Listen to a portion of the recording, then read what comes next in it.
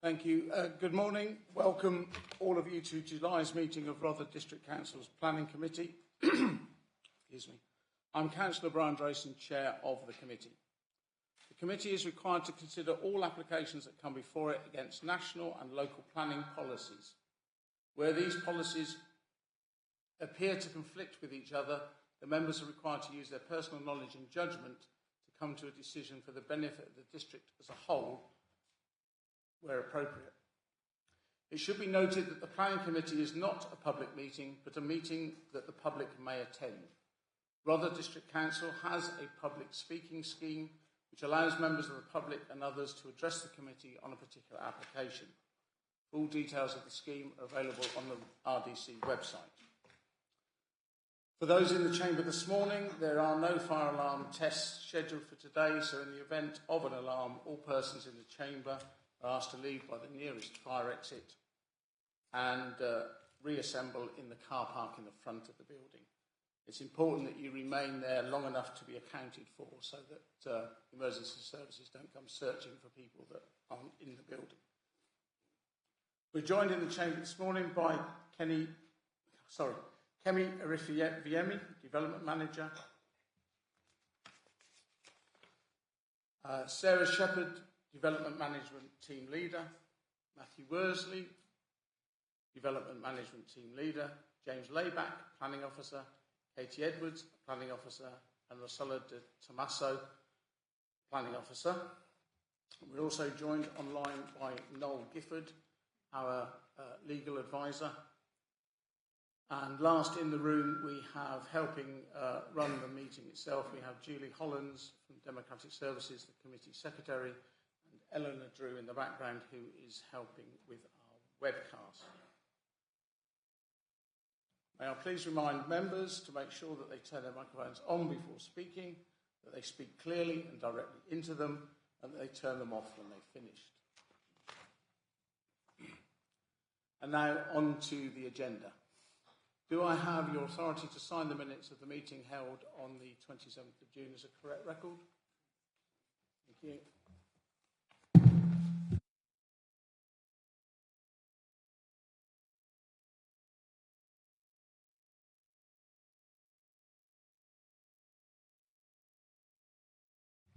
Thank you. Agenda item 2, apologies for absence and substitutes. Julie. Yes, so we have apologies from Councillor Byrne, Councillor Creaser and Councillor Gordon. Councillor John Barnes is standing in as substitute for Councillor Gordon today. Thank you. Councillor Creaser and Councillor Byrne have become unwell this morning, so there is no substitute members for them. Technically, Councillor Coleman, who is in the room, would normally substitute for Councillor Creaser, but he's here as a ward member in relation to agenda item 9. Due to the last-minute absence of Councillor Creaser, Councillor Coleman has been unable to look at any of the papers on today's agenda, and therefore I am content for him to remain as the ward councillor and that the committee will be one member light. Agenda item 3, any additional agenda items? No, there's none, Chair. Any withdrawn applications? No, there's none, Chair. Thank you. Agenda item 5, disclosures of interests and dispensations. To receive any disclosures by members of disclosable pecuniary interests and other registrable and non-registrable interests in matters on the agenda. The nature of any such interest and details of any dispensations obtained. Councillor Stanger. Yeah, just a personal interest. Item 9, just that I live in the vicinity of this and I have done work with the Heart of Sidley before. Thank you. Councillor Cook. Sorry, Chair. Can I just get clarification that Councillor Stanger hasn't had anything to do with this application that's coming forward with the Heart of Sidley? No, nothing to do with the application at all. Thank you. Thank you, Julie. Councillor Cook. Thank you, Chairman. I consider myself predisposed to item number 10, a planning application in Battle, my ward. I've been advised that I am predetermined and therefore I will be leaving the meeting at that point. Thank you. Thank you. Councillor Chowdhury.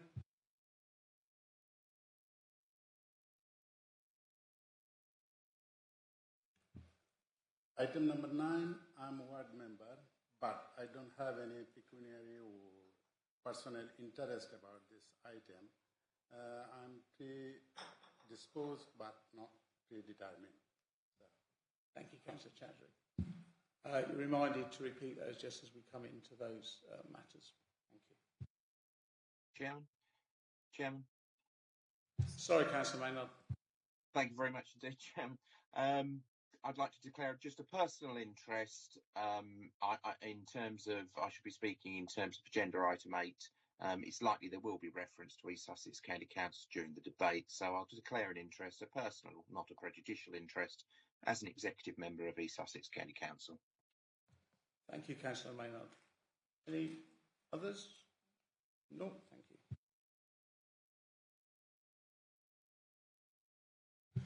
Right, agenda item 6 is the planning applications index, the final page of which shows the applications being considered today. For information, I will be calling agenda item 11 first for consideration and then reverting to the published order.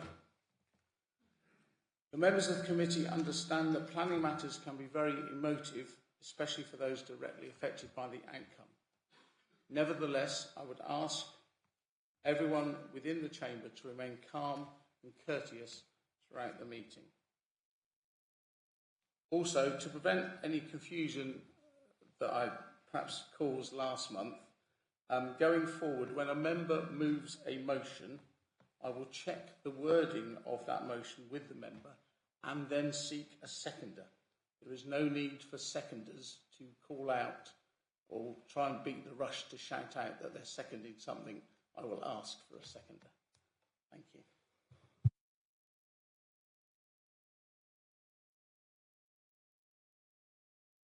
Which brings us to number 11. Listen to my own speech. Application RR 2024-472P, 41 Collington Avenue, flats 2 and 3 in Bexhill. The proposal is the removal of condition 3 imposed on Planning Permission 2014-2417, request to change use of flats from to residential from holiday let. This is before the committee today because I think it was called in by Councillor Giawan, and the recommendation is to refuse planning. The officer presenting this application is Rosella de Tomaso. Rosella, please.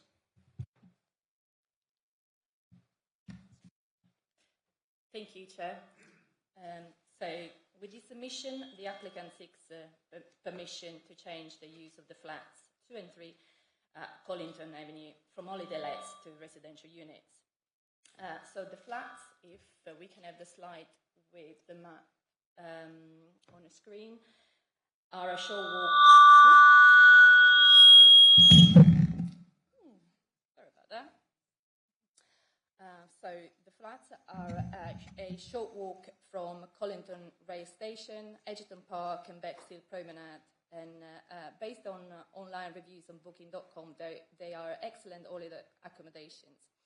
As the officer report explained, tourism plays a very important social economic role in the district and in Bexhill. This is why, and they generally suffer from commercial pressure to change into something more profitable, which are housing. This is why we have policy in our local plan that aim to protect this use.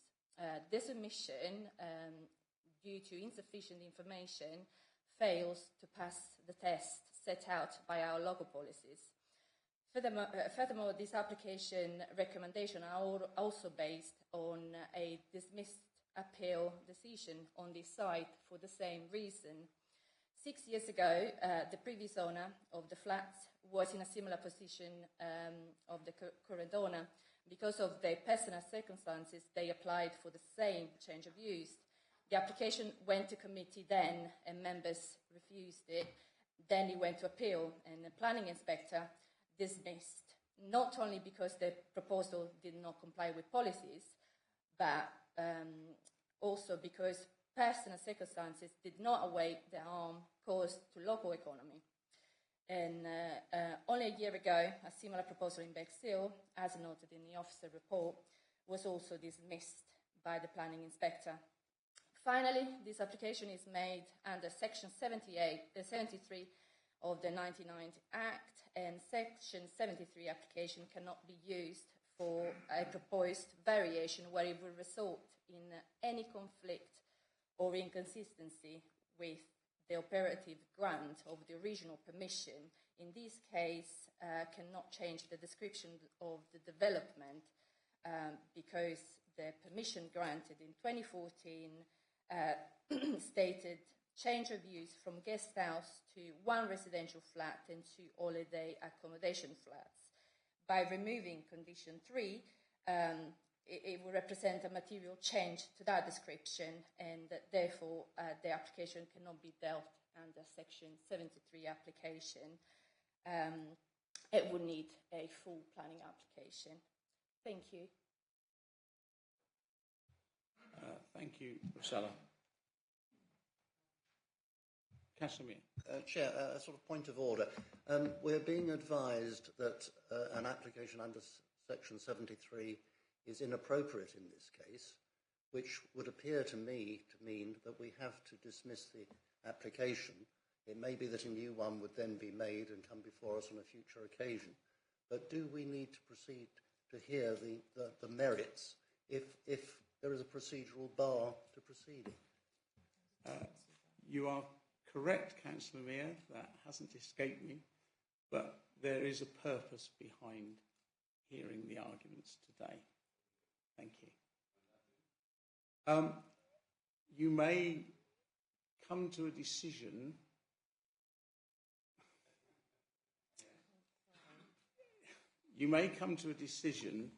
that would apply under perhaps another application rather than this application. I wait to see how the discussion goes before I possibly then call an adjournment to discuss the way forward from that, because there are a couple of other legal ways forward depending on the view of the committee in relation to the pros and cons of this application. That's obtuse, isn't it? But there we go. Hopefully all will become revealed, or next month you'll be looking for a new chairman. Councillor Bayliss.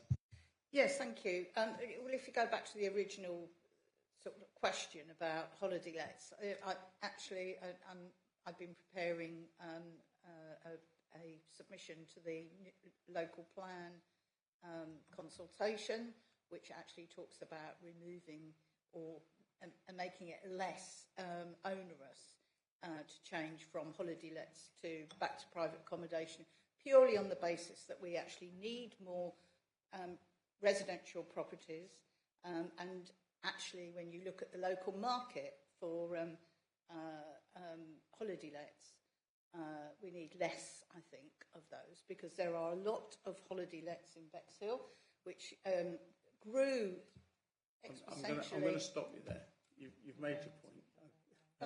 You're straying into possibly predisposition or predetermination. Yes. But yeah. Okay, but I want to set out the economic arguments that there are a number of. We haven't come to we've got the public speaking to do yet. Oh, right. Okay. I've just been queried as to why we're discussing this. The other reason we're discussing it is it was called in by the ward member. So that's another reason for discussing it. But yes, we'll have the discussion in a moment after we've heard from the 2 registered speakers. I say, new chairman next week. Right, so now the officer has presented her report, we now move to the public speaking section of the meeting. Each speaker will have up to 5 minutes to address the committee based on previous written submissions. New information cannot be introduced at this stage. I will interrupt anyone still speaking at the 5-minute mark. And we have, is it Samantha first, or is it? Yeah. So first we have Samantha Kavanagh, the applicant for this one. If you come forward, thank you.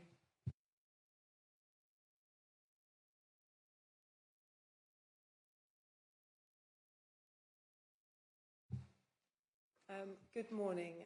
Thank you, Chairman, for this opportunity to speak.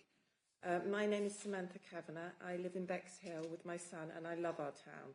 I'm a hard-working single parent to a severely disabled non-verbal 16-year-old boy. I bought the 2 flats to help secure our future. I have many years' experience of successfully running holiday lets both in this country and previously abroad. The holiday flats have been run by me for 2 years next month, and although the properties have great reviews, occupancy remains low at just over a third of the year for each flat.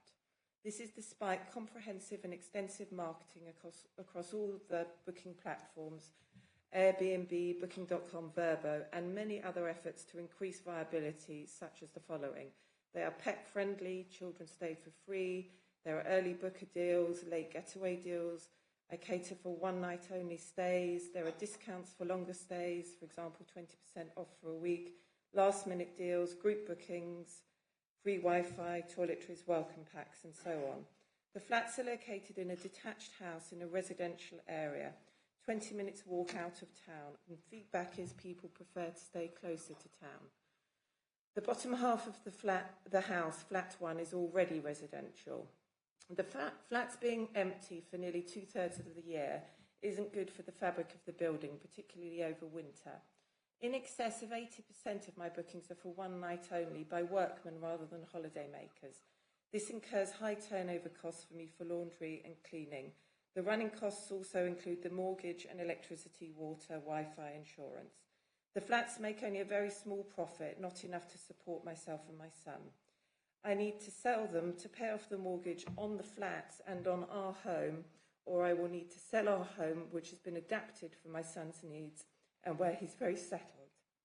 The influx of Airbnbs and other holiday let properties in Bexhill mean that guests can pick and choose from many properties. There is no shortage of supply. The evidence to this effect has been provided to the officer. I understand the need to protect tourism in Bexhill. Indeed, I've been working very hard to achieve just that. I would like to work with the council to achieve this aim, and with that in mind, I have a suggestion which I hope may be an acceptable compromise. Would the committee please consider lifting the restriction for at least one of the flats? Flat 2 has on-drive parking, if that's relevant in this regard. There is also ample on-road parking outside the property, and parking has never been an issue to date. Overall, this solution would mean no net loss to tourism for Bexhill, since guests, should they wish to stay in the property, can opt to stay in the remaining flat. This compromise may well make the remaining flat financially viable for the future. Given the flats are only occupied, as said, for approximately a third of the year, the remaining holiday flat may get more bookings, and in addition, very importantly, there would be a gain to the residential housing supply of a much sought-after 2-bed, 2-bathroom, family-friendly property with no changes internally or externally required. This seems to me to be a sensible solution given the high demand and need for residential properties, particularly in the popular Collington residential area. As it stands, I'm not permitted to rent out the flats even to cover the mortgage, despite a huge demand for this. My personal circumstances are that my son's needs have become more complex and extreme over the past 2 years as he approaches adulthood. He has challenging behaviours and requires supervision 24/7. This places a huge demand on my time. I need to sell the flats to help pay off the mortgage on those and on our home and devote my time to my son. I have had the flats valued and marketed for sale with 2 local estate agents since March this year. And due to the holiday let restrictions, there has not been a single viewing. Both estate agents have advised in person and in writing that the properties are very unlikely to sell with the restriction in place, though they are confident they would be easily sold without it. I am desperate not to lose our own home, which is so suited to my son's needs. Thank you very much for listening to me, and I humbly request your consideration in this matter so I can safeguard our future in our home. Thank you, Samantha. Did you practice? 20 seconds to spare. Thank you. Are there any questions for the speaker, please, members? Councillor Groner. Hi there. Thanks for that presentation. The third year occupancy, does that take you out of being a business holiday let, or because you get business rates, don't you, if you hit certain levels? Oh, so no. Are you falling below that now? I have small business rate relief. Right. And have done since I bought the properties in August 2022. Okay. So you're not below that threshold now? I've always been below it. They make such a small profit. Yeah, okay. Yeah. Right. Thank you. Thank you. Councillor Mear. I should probably know the answer to this anyway. But when you bought the flats, were they already holiday lets? Or? That's a very, very good point. I've actually got, and this has already been submitted to the officer, the original marketing from the estate agent. They did have this restriction in place. They were holiday lets, although not viable. That they couldn't. That the occupiers at the time used to run it as a bed and breakfast. Due to their age, they were in their late 70s and 80s. They didn't ever get it working. They weren't marketed to me as holiday lets. They were marketed to me as residential. That's a whole other point. I think it's caveat emptor, buyer beware. I'm in this muddle, but it was not made clear to me that I would ever be in this position and have to sell. So to answer your question, yes, though not operational, which is why they also applied, unbeknownst to me. I now am a bit more familiar with planning. They also applied to have the restriction lifted because they weren't viable all those years ago either. Thank you. Thank you. Any other questions? No? Thank you. We now have Nick Ide, the agent, addressing the committee. Good morning, Ms. Ryan.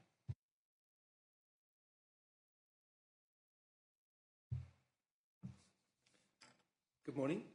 My thanks go to Councillor Xiuwan and for calling in the application and to the Chair for taking this item first. The officers consider the applicant has provided insufficient evidence to be able to pass the policy test, which is whether there is a reasonable prospect of the existing employment use being able to continue.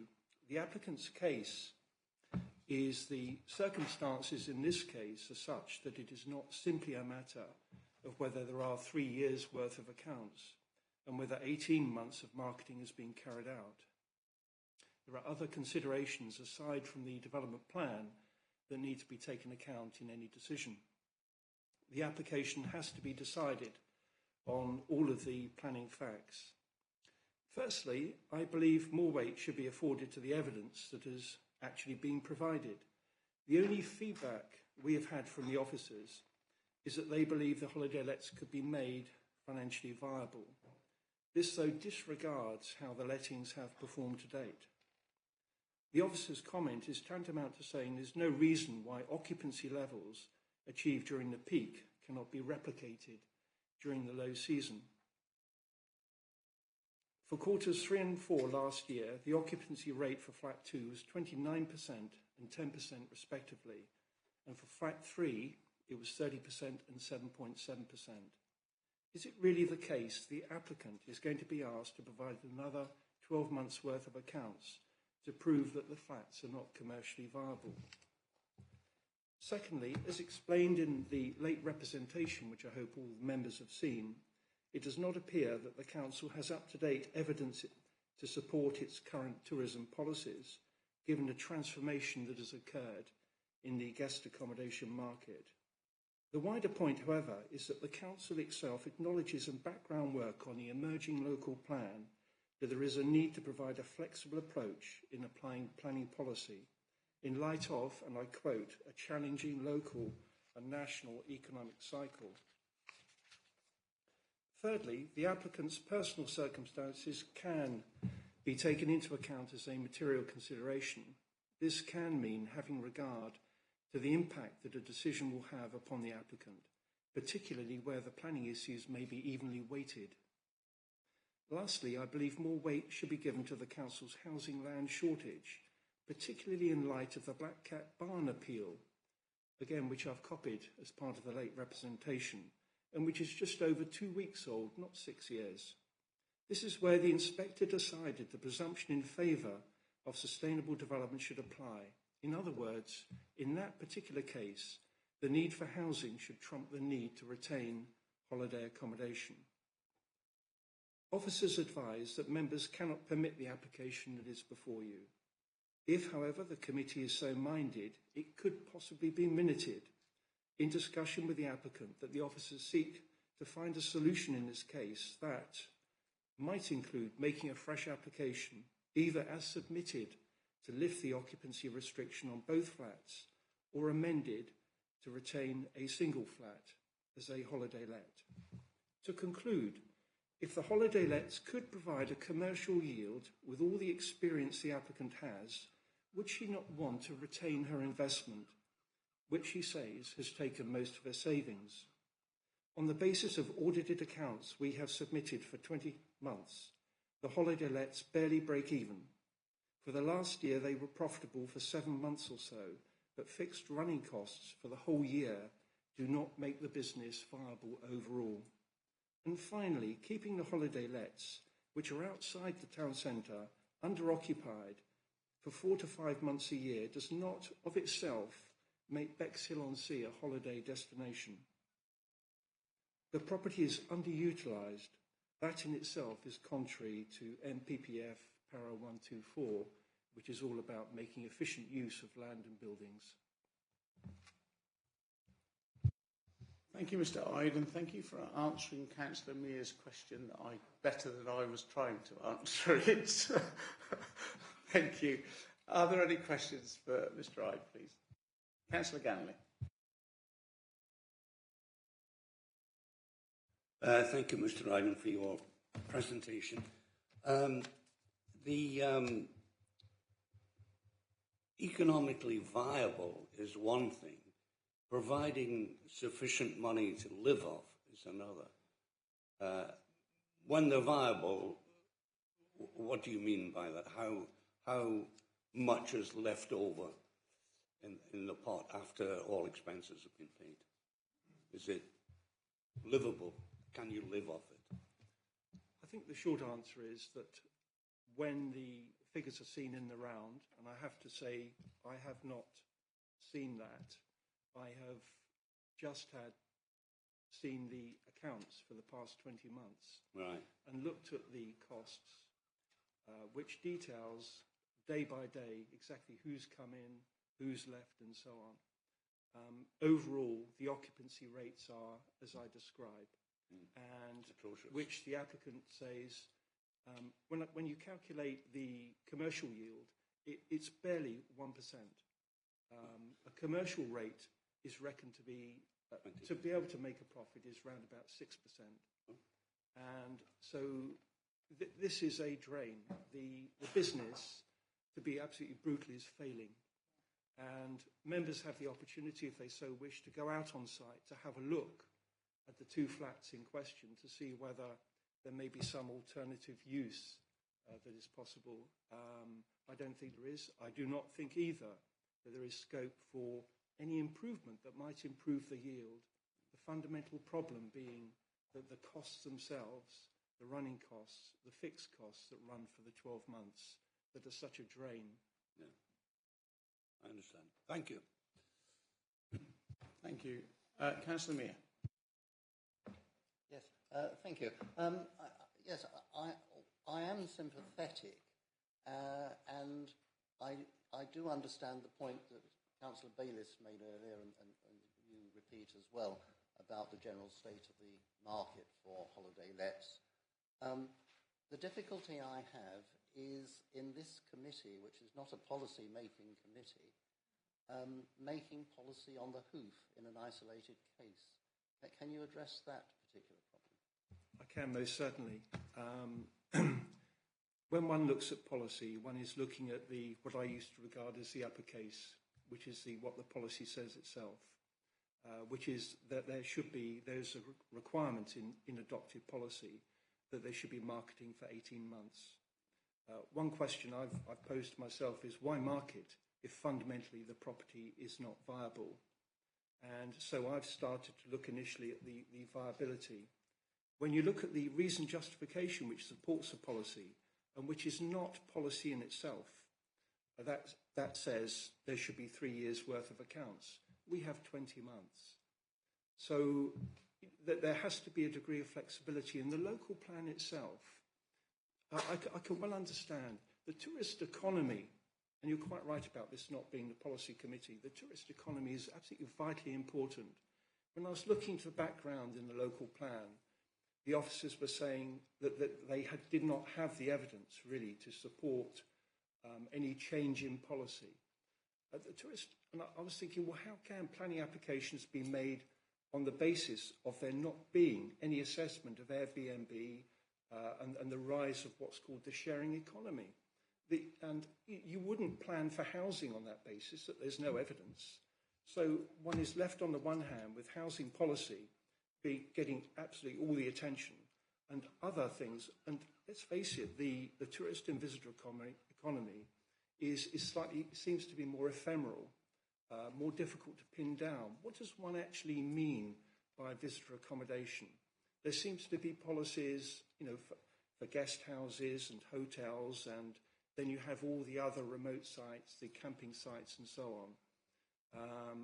So it's quite a difficult thing to pin down. But the point really, I think, in terms of providing the evidence, is that the local plan itself says these are the broad principles. There should be 18 months worth of marketing, and there should ideally be 3 years worth of accounts.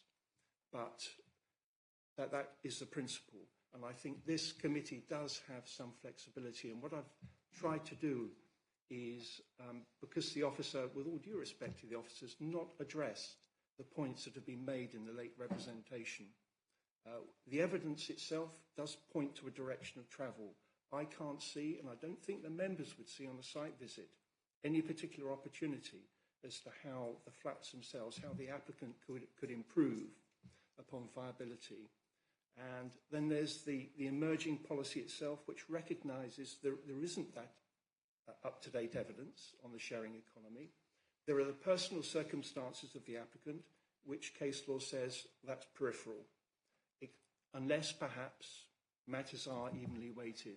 But most important of all, there's this most recent 2-week-old decision on Black Cat Barn, where the officer considered there are more similarities with that in this case than there are differences. And the inspector there decided, on balance, and it was very evenly weighted, there were no personal circumstances involved there, but the need for housing, in other words, the NPPF and the presumption in favour of sustainable development under paragraph 11 should be taken to apply. And so in that decision, and just that decision, that holiday accommodation was lost. Thank you, Mr. Wright. Thank you. Almost got a second 5 minutes there. Thank you, Councillor Meir. Councillor Stanger. Sorry, mine's going to be for officers. Sorry, I read kind of. Yeah, thank you. Any more questions from Mr. Ide? No, thank you. Thank you, Mr. Ide.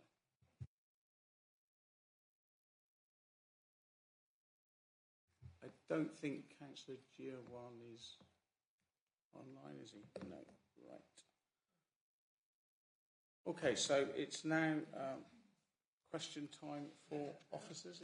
Councillor Stanger, if you've got a question for the officer, thank you. Yeah, thank you, Chair. Just the main thing, obviously, as before my role here, I used to manage hosting properties type thing. And what is the difference between this and a hosting sharing property? It's not regulated, are they? Like an Airbnb, Booking.com isn't registered as a holiday let, but rather having somebody just rented a room, or they're not the same regulation as this, are they? Or no, because they could change over very easy, could they? Yeah, just clarifying. Thank you. Councillor Barnes, Councillor John Barnes. Yes, in international law there is a principle which is called rebus sic stantibus. In other words, circumstances do change. I think there's no doubt that this is contrary to policy. I think the question to our lawyer, is it possible, given the particular circumstances of this case, and given the shifting nature of the market, for us to make an exception to policy? I don't think we are a policy-making committee, and indeed we have an emergent local plan which may well change policy, but hasn't done it yet. But is it possible for us to make an exception to policy?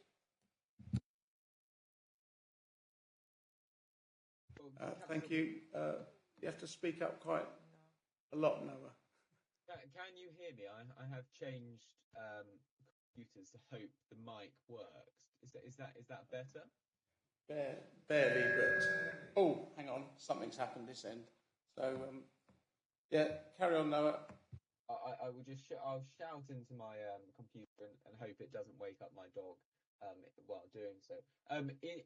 In respect of your question, the first issue you have to get around, consider as a committee, is whether you can deal with the substantial merits of the application given the procedural issue. Once and if the committee finds and adopts a way around that, the committee, if it were minded to find an exception to the policy, would have to give very clear reasons as to why, as a matter of the committee's discretion, that it falls within an exceptional category. While it would be contrary to the policy set out within the plans, and those are very clear, the committee retains the discretion to do what it considers to be reasonable in all the circumstances, but must explain why a divergence from current policy, even though it may change as the councillor says, is justified in the present case.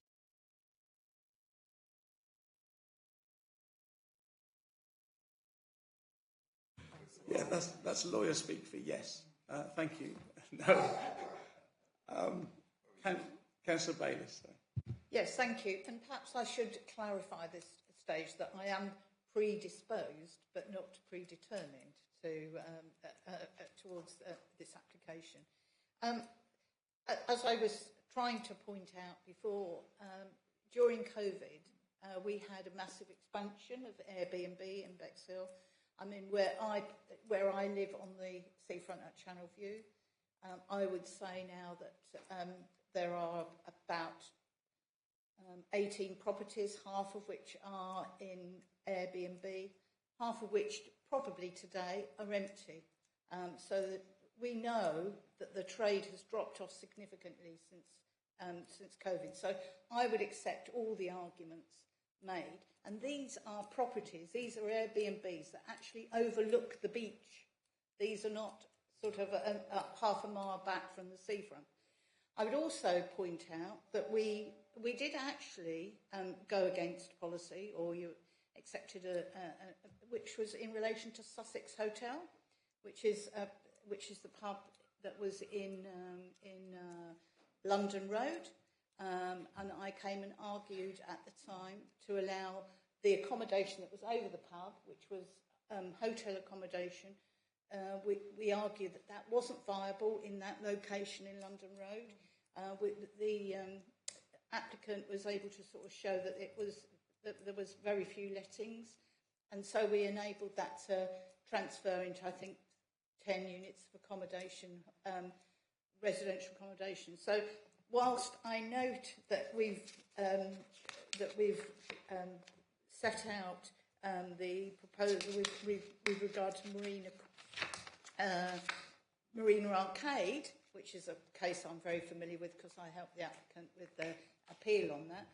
Well, whilst we've got that, which shows that actually the inspector supported the appeal, we're not talking about actually where we did lose or the committee actually voted against policy, which was Sussex Hotel. And I'm not sure when it was, but it must have been about 2020 that that particular application came before committee. So that is the arguments that I will make. How we deal with it, I leave to others. But that is what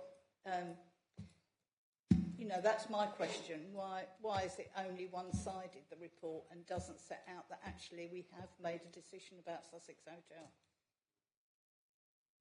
Kemi. Thank you, Chairman and members.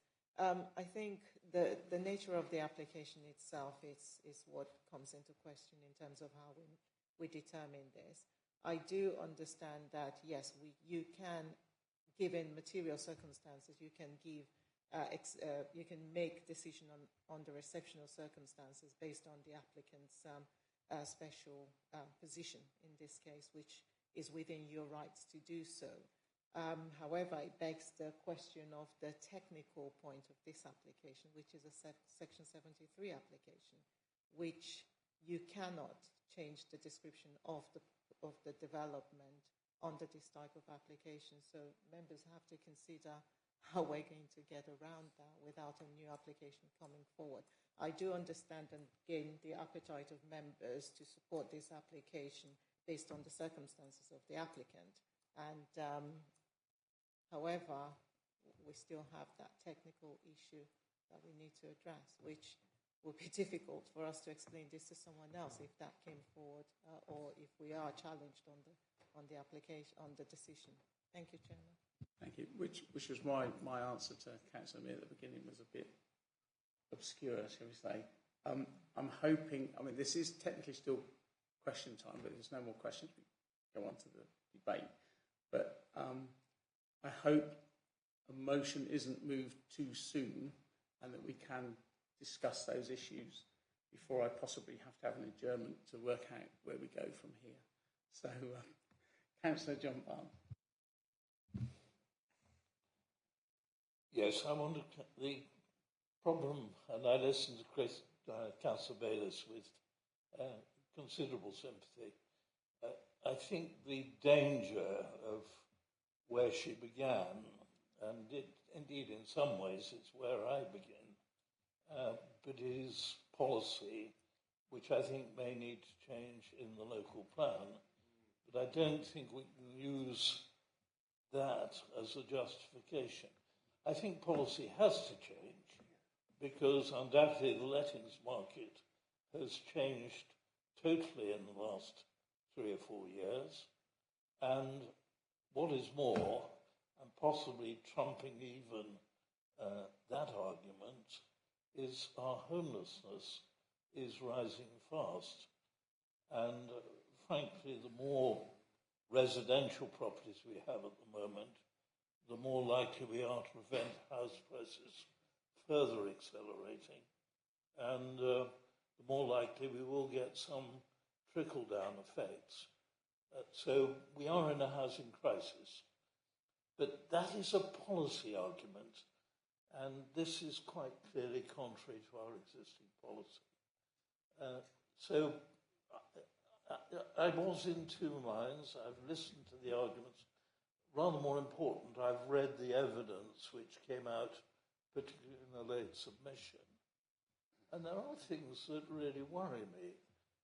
If on the best season so far has produced a return on this policy, which has been put at 1%, the profit is actually about 2,000. These properties are going to require maintenance. There is no way you can run a business on that small a profit and meet the long-term costs of maintaining these properties. So they're likely to deteriorate. The fact they're empty, that there's no all-year-round letting also means that they'll be open to deterioration. So irrespective of the personal circumstances of the applicant, I would already be worried about whether we're not actually driving these flats towards a shoddy condition. Further than that, we will undoubtedly move over the next few years to trying to make policies more energy efficient. Again, where is the capital going to come from to do that? On top of that, you have an applicant who could run these things as bed and breakfast did she not have a handicapped son? And clearly at one stage was doing so successfully, either in this country or outside this country. But her circumstances are now drastically altered. As a disabled boy gets to maturity, his needs do increase. There's no longer full-time education, if there ever was, or even special education. So suddenly the demands on the mother become that much more extensive. And we are, and I'm sorry to deal with personal circumstances, and I will do so as sensitively as I can, but we are dealing with a single mother. There is no father to share the burdens. I don't want to probe further into that, but I think all of this makes a case for saying, although this is clearly contrary to our current policy, we ought really to make an exception in this case, if not on both flats, at least on one flat. Thank you, Councillor Barnes. Councillor Stanger. Yeah, thank you, Chair. As someone that's managed holiday lets before and up till now, and the people that owned us now converted them back into residential, but they were done under more relaxed rules, which aren't regulated, of the Airbnb hosting type thing, so they wouldn't have had to go through the same as the applicant. And again, it is hard to make a margin out of it in a personal experience. I do feel there's exceptional circumstances in this case to allow, if the committee was minded, to change the, contrary to the officer's advice, and subject to delegated authority to find the right wording or conditions or policy to run this under. But that's where I'm at the moment. I also have, and that's it. Thank you.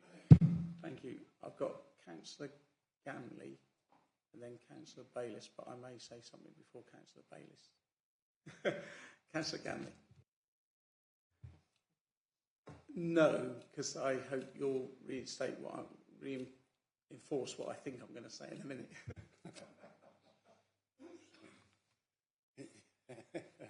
Yeah, lovely. Thank you. I just wanted to say that I fully, wholeheartedly agree with Councillor John Barnes. I have to say, I have to give his first name because we have two Barnes on the committee. One on my left. So I fully agree with what John Barnes has said. How do we move forward? How do we then address the issue? What is indeed a technicality? I know it's against policy. How do we... So you not only reinforced what I was going to say, you've actually challenged me to say what I was going to say. Oh, good. Which is, am I correct in thinking, without a vote, that there is a general sympathy for trying to approve this if we possibly could? In that case, we did discuss the theory on Tuesday. I'm going to let Kemi say something, but then we will be adjourning for Kemi, the officer, the vice chairman, and myself to come back to you with a cunning plan. I'll just let Councillor Bayliss say what she's going to say, then it'll be Kemi. It was just really a question about the Sussex Hotel case. Why it wasn't mentioned in the report as being where we'd actually gone against policy. Sorry, I'm not. Short term, possibly because that was a hotel and this is flats, but the principle's the same. But yeah, but we're It was before my time. so we're here from Kemi. Kemi's excuses it's before her time, so don't beat her up for it. We'll hear from Kemi, and then we'll adjourn briefly to come back with a cunning plan for you. Thank you, Chairman. I think there are three things I've picked up in the argument or in the debate so far. You've got the policy argument, and then you've got the material considerations, then you've got the planning balance. So in terms of the policy argument, yes, it's clearly it is against policy. And you do have the recent appeal decision where the inspector weighed more in terms of the planning balance towards provision of housing in allowing that appeal. You've also got in this situation the material, another material consideration, which is the exceptional circumstances which you are all considering in terms of giving weight to as well. And we've got the planning balance, which is the loss versus the provision of additional housing, which will then help us with our housing land supply, which we are 2.79 years behind on that. So it is something for members if you want to consider that. Well, three years. We are just over 3 now. Oh, okay. We've gone beyond again. Yeah. So it is members' decision if you want to use those as your reason for allowing this, and that sort of will help officers in dealing with this going forward. However, we still have to consider how we go about this type of application because of the way it's been presented to us. Thank you, Chairman. Right, just before we adjourn then, because 3 hands have gone up, I've got Councillor Mear, followed by Councillor Groner, followed by Councillor John Barnes. So, Councillor Mear.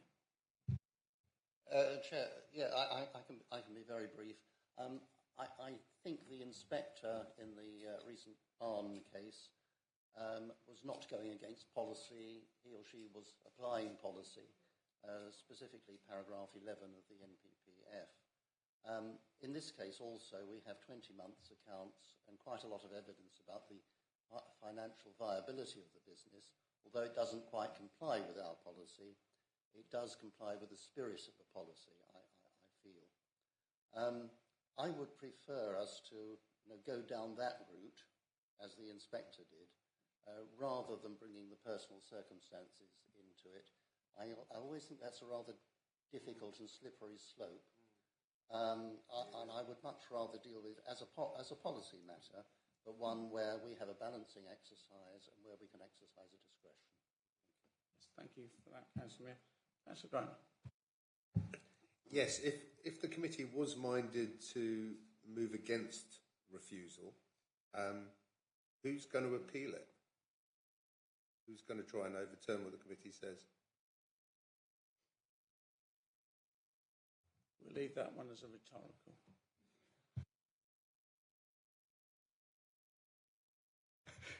Councillor John Barnes. I think we're in some danger if we give no weight to personal circumstances. Where it influences me is my preparation to look at the shortness of the accounts that we have. Rather than 3 years, we have only 20 months. But it seems to me, in the personal circumstances of this case, I'm not going against policy simply because of the personal circumstances, but I'm looking at policy through the eyes of having accounts which show that this is not really a viable business, but they are only 20 months, not 3 years. And I think I'm prepared in the personal circumstances to think that we should waive the 3-year requirement. That allows us then, I think, to strike the sort of balance that other members are looking for. Yeah, thank you, Councillor Barnes. So the Vice Chair and myself, Sarah and Kemi will now adjourn to the Chair's office next door and come back with a wonderful motion for you. Yeah, it's going to take us probably 15 minutes, so please don't talk about this application or any others while you're if you're grabbing coffee. So the meeting is adjourned.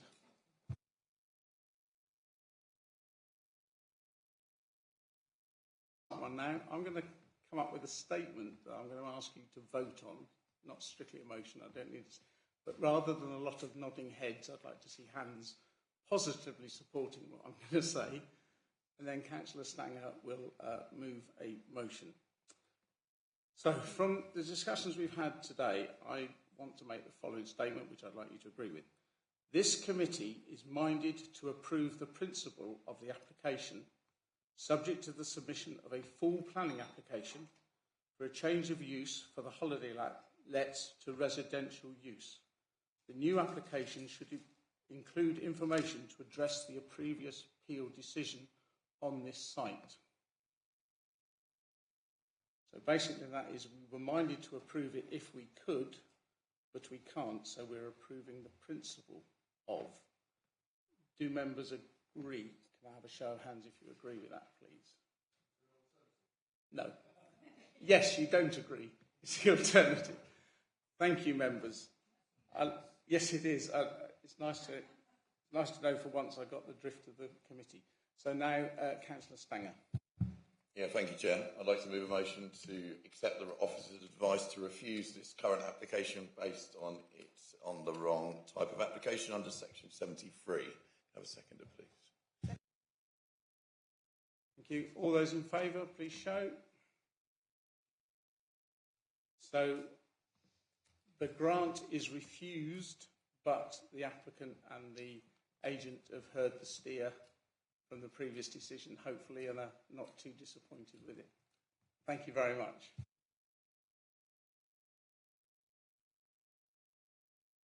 Seconded by Councillor Bayliss. Yes. If the applicant is to make a fresh application under the proper clauses and regulations, will it need to come back to the committee? Because you have the officers now have a really good steer about what we would. No, it wouldn't. It would be like any other application, most of which are delegated to officers. It would be delegated anyway. to officers unless a councillor called it in or there was some specific reason, it would be dealt with by the officers. Which is why we did that statement first, to give them a steer. Thank you. Thank you. Thank you very much. Councillor Ganley. Chairman, how much is it going to cost to make a second application? I don't know how much we charge for a planning application. I'd be interested to know. One moment.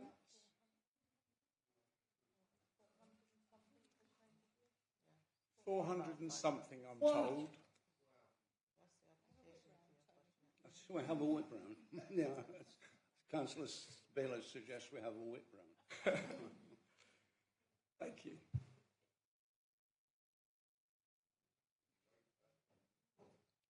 That's huge.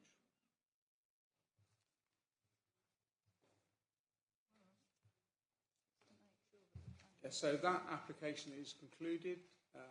Thank you to the applicant and the agent. Go to the toilet before you start the next one. Don't have to ask permission. Right,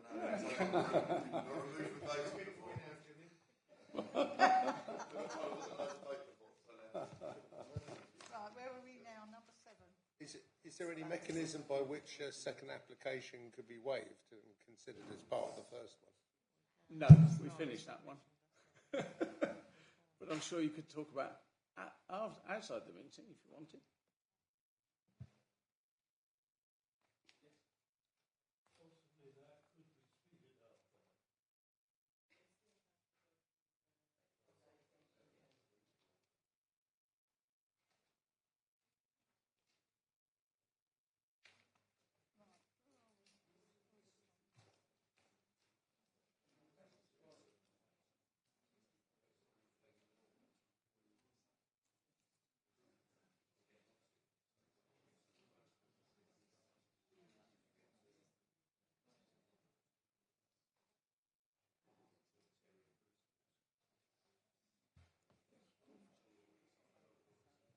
Councillor Ganley.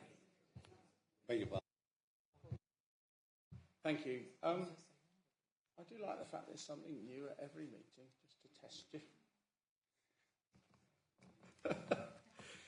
So,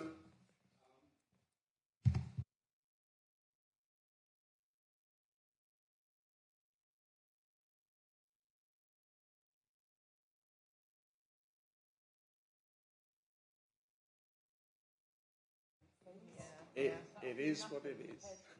And it doesn't cover all the work we do as well. Right. So back to the agenda, and we're going in the order now with agenda item 7, which is application RR 2023-1707P, which is Pippins, Main Street, Peasmarsh. The proposal is the demolition of the existing dwelling and the erection of 41 dwellings together with associated access, car parking, landscaping, including an attenuation basin and biodiversity enhancements. This application is before the committee as it was called in by Councillor Osborne, and that the recommendation is that it be resolved to grant full planning delegated subject to satisfactory finalisation of the conditions and the completion of a Section 106 agreement with the intention to secure, I'm not going to read out the list of all the things it's securing, I'll do that at the end. So the officer in this case is James Layback. So thank you, James. Thank you, Chair. Just wait for the slides. So if we could just go to the next slide, please. So the circa 3 hectare site comprises of paddocks and a traditional orchard set to the rear of the residential properties on Main Street. The site is located within the development boundary for Peasmarsh, as defined in the Peasmarsh Neighbourhood Plan. The site is within the High Weald National Landscape, a red impact zone for great crested newts, and within an archaeological notification area. Have the next slide, please. There are residential properties adjacent to the proposed vehicular access and to the northern and eastern boundaries of the proposed dwellings. The site contains historic field boundaries, hedgerows and mature trees with an orchard area to the southwest. The aerial photograph slide on the screen shows the site in relation to the local services and facilities, which includes bus stops and the primary school. Have the next slide, please. The site boundary reflects the allocated for residential development and amenity space in policy PEA1 of the DASA. The principle of development in this location is therefore accepted, and as such, the main issues for consideration are policy allocation compliance, impacts on the character of the area, including the High Weald National Landscape, highway impacts, neighbouring amenities, drainage, and ecological impacts. In terms of compliance with the allocation, the detailed map for the policy PEA1 can be seen on the slide, along with the policy wording. These requirements can also be found within the committee report at paragraph 8.3.1. The application addresses these policy requirements, except that it falls 5 dwellings short of the specified 45 and does not propose any affordable housing. In terms of the shortfall in the net dwellings target, the numbers have been reduced to ensure that an appropriate density, design and layout is provided for this allocation, which is within the High Weald National Landscape.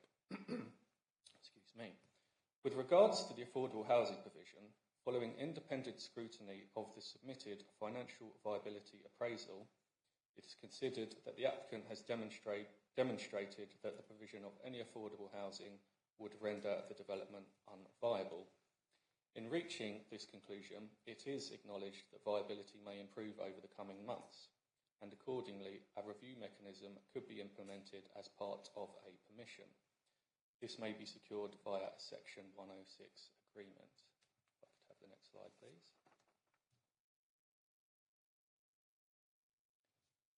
In terms of the impact on the character of the area, including the High Weald National Landscape, as shown on the proposed site plan slide, the residential scheme would consist of 10 one-bedroom flats, 5 two-bedroom houses, 17 three-bedroom houses, 8 four-bedroom houses, and 1 five-bedroom house. The proposed housing mix complies with Core Strategy Policy LHN1, which requires at least 30% one- and two-bedroom dwellings. In this scheme, one- and two-bedroom units account for just over 36% of the proposed dwellings. It should, however, be noted that the Peasmarsh Neighbourhood Plan also contains a policy for housing mix. Policy H1 of the Neighbourhood Plan states that at least 60% of dwellings should be two-bedroom, with approximately 20% one-bedroom and 20% four-bedroom. As such, the proposal is in conflict with this housing mix requirement. The neighbourhood plan does acknowledge that the site is already allocated within the DASA and is expected to come forward. It can therefore be concluded that the housing mix does not conflict with the neighbourhood plan as a whole, and the new housing mix policy would be applicable only to the new allocation in the neighbourhood plan. So turning back to the site plan on the screen, the access would be from the northwest corner, with Pippins making way for the new site access. This new access would have a width of 5.5 metres with a 2 metre wide footway provided on either side. Footway would lead part of the way into the site and then become a shared surface. It is acknowledged that the access narrows to 4.6 metres for a short distance, but would still retain adequate width for two-way traffic to pass. Additional pedestrian access would be provided to the northeast of the site, affording an alternative pedestrian route with ramped access into the development now also proposed. As shown on the site plan, the housing at the front of the site would focus around a central green and play area space, while the southern part would provide open space which incorporates the orchard and a suds attenuation basin. Have the next slide, please. As shown on these site sections, the dwellings would all be two-storey in scale, with the dwellings finished in a range of materials which include brick, clay tiles, clay roof tiles, slate and weatherboarding. Have the next slide, please. As well as the materials, the sections also show the site topography, with the site rising gently from east to west, which members would have seen during the site visit on Tuesday. If I could have the next slide, please. So the proposed development will provide 82 on-site parking spaces, and each house will be provided with cycle storage. The layout, including the parking arrangements, helps to create a strong streetscape. The higher density surrounding the central green, with lower density to the southwest, aids the transition from residential development to amenity space and to the open countryside beyond. The massing, scale and architectural detail are reflective of the local vernacular, all of which help give the proposals a strong sense of place. The proposed layout also retains and enhances the existing Highweald National landscape features and would bring the orchard into positive management. Accordingly, the county landscape architect considered that the proposals would accord with the Highweald Design Guide and recommended that the proposals can be supported subject to conditions. In regards to light pollution, this would be minimised via the requirement of a lighting design and mitigation strategy, which would be secured via condition. For these reasons, the proposed development would have an acceptable impact on the character and appearance of the area. And having regards to paragraph 183, footnote 64 of the NPPF, the proposal is not considered to be major development in the Highweald National landscape. Turning to highway and transport impacts, both National Highways and the County Highway Authority have appraised the scheme. National Highways did not consider that the proposals would affect the strategic road network and raised no objection. East Sussex Highways assessed the proposed development in terms of the site access for pedestrians and vehicles, traffic generation and highway impact, internal layout and on-site parking provision, and they have no objection to the proposal subject to standard conditions. They have also requested off-site works and financial contributions, which includes, but is not limited to, the provision of a pedestrian crossing point on the A268 in close proximity to the pedestrian access. The eastbound bus stop would require a raised curb and stepless access, and this was the bus stop where the coach parked on the site visit on Tuesday. It would require the provision of a new westbound bus stop within 400 metres walking distance of the site, and also a traffic regulation order to extend the overtaking ban on the A268. And for these reasons, and subject to conditions and completion of a Section 106 agreement, the proposed development is acceptable in relation to highway and transport impacts. So, With regards to the amenities of neighbouring properties, the vehicular access from Main Street in place of Pippins would be located between Cocklands Cottages and Wheelers. There is sufficient space within this part of the site to incorporate soft landscape planting, and this, along with the retention of existing hedgerows, would provide a natural buffer. As members will have noted during the site visit, the application site is bounded by existing dwellings to the north and east, with these dwellings having long rear garden areas separating them from the application site. The nearest property is Woodman's Cottage, which is close to the northern boundary. This is the former annex and holiday let building in the rear garden of Lyndhurst, as detailed in the update circulated on Tuesday.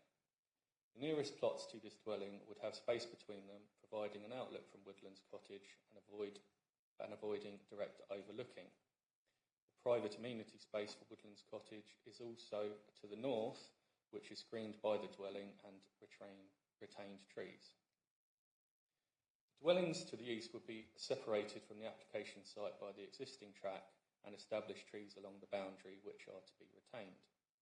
As such, there would not be an unacceptable impact on the amenities of these neighbouring dwellings. In addition, a construction management plan, as well as restrictions on construction hours and deliveries, would address noise, dust and light impacts during the construction phase of the development. Accordingly, subject to conditions, the proposed development is acceptable in relation to the potential impacts on the amenities of neighbouring properties. Turning to flood risk and drainage, the site is at low risk of flooding from all sources. With regards to foul sewage, Southern Water were consulted on the proposals and advised that they can facilitate foul sewage disposal for the development. Southern Water would require upgrades to the existing private drain and a formal application for connection to the public sewer. Subject to conditions, Southern Water raised no objection to the proposed foul drainage, and they did not raise any concerns regarding capacity. With regards to the disposal of surface water, following initial objections from the lead local flood authority, revised proposals for surface water were submitted. These address the objections, and the attenuation basin now discharges to piped infrastructure separately of the watercourse. This reduces flood risk to the existing properties to the southeast of the site.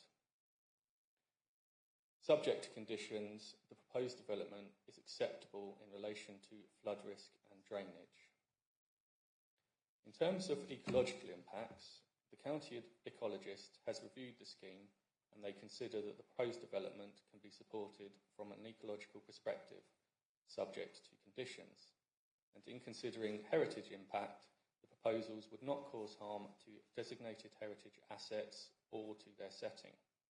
And in regard to below ground archaeology, the area affected by the proposals would be the subject of a programme of archaeological works which will be secured by condition. Have the next slide, please.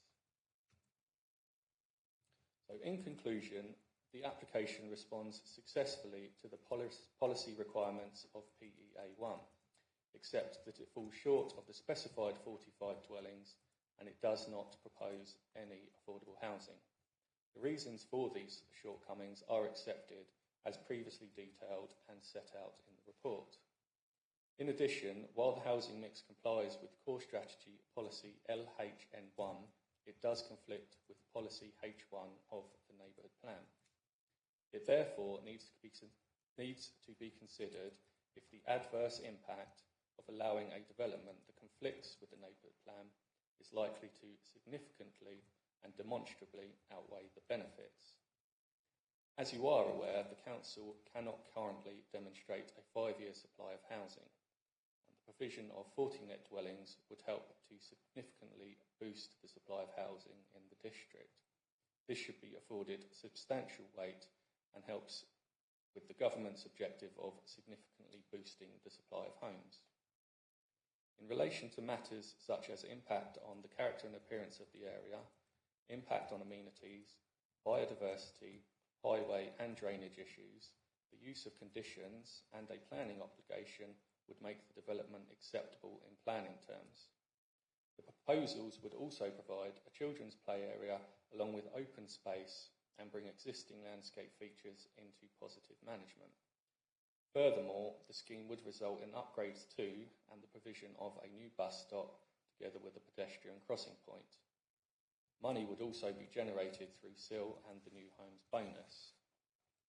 Accordingly, on this occasion, the adverse impact of allowing development that conflicts with the neighbourhood plans in terms of housing mix is not considered to significantly and demonstrably outweigh the benefits when assessed against the policies in the NPPF taken as a whole. It is therefore recommended that Planning Permission is granted, subject to satisfactory finalisation of conditions, including amendments to conditions 4 and 33 as noted in the update, and the completion of a Section 106 agreement with the intention to secure provision of off-site highway works as required by county highways, financial contributions as required by county highways, provision of a play area and ongoing management and maintenance, provision of open space and ongoing management and maintenance, provision of sustainable drainage and ongoing management and maintenance, provision of 2 self-build plots, an affordable housing viability review, and a local employment and skills plan. Thank you. Thank you, James. Do you have something pressing, Councillor Ganley, because we're moving into public speaking? Can you after the public speaking? Thank you. You'll be first on my list. Right, now the officer's presented his report to the committee, we now move on to the public speaking section. Each speaker will have up to 5 minutes to address the committee based on their previous submissions. New information cannot be introduced at this stage, and I'll interrupt anyone who's still speaking at the 5-minute mark. I'll just check in, is it Maisie first? Yeah. So the first is Maisie Bolt, the applicant in this case. Thank you.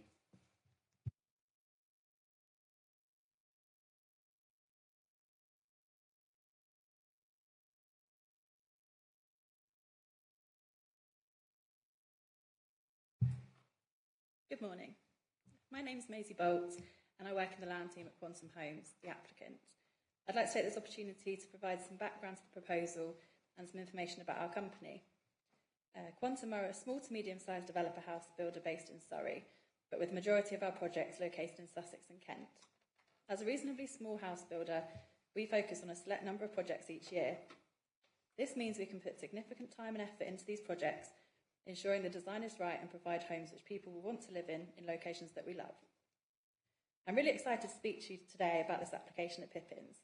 We've worked very hard to get to this point and we're proud to be able to present to you with what we consider to be an excellent scheme, which also meets all of Rother's planning policies. We hope what is being presented to you today is something which surpasses your expectations and provides attractive, low maintenance and sustainable much needed homes. As you are aware, the site is allocated for up to 45 homes in Rother's local plan. We have proposed 41 homes, comprising a mix of 1, 2, 3, 4 and 5 bedroom houses and flats, which provides a well-balanced mix of house types to suit all needs, from first-time buyers and growing families to sideways movers and downsizers.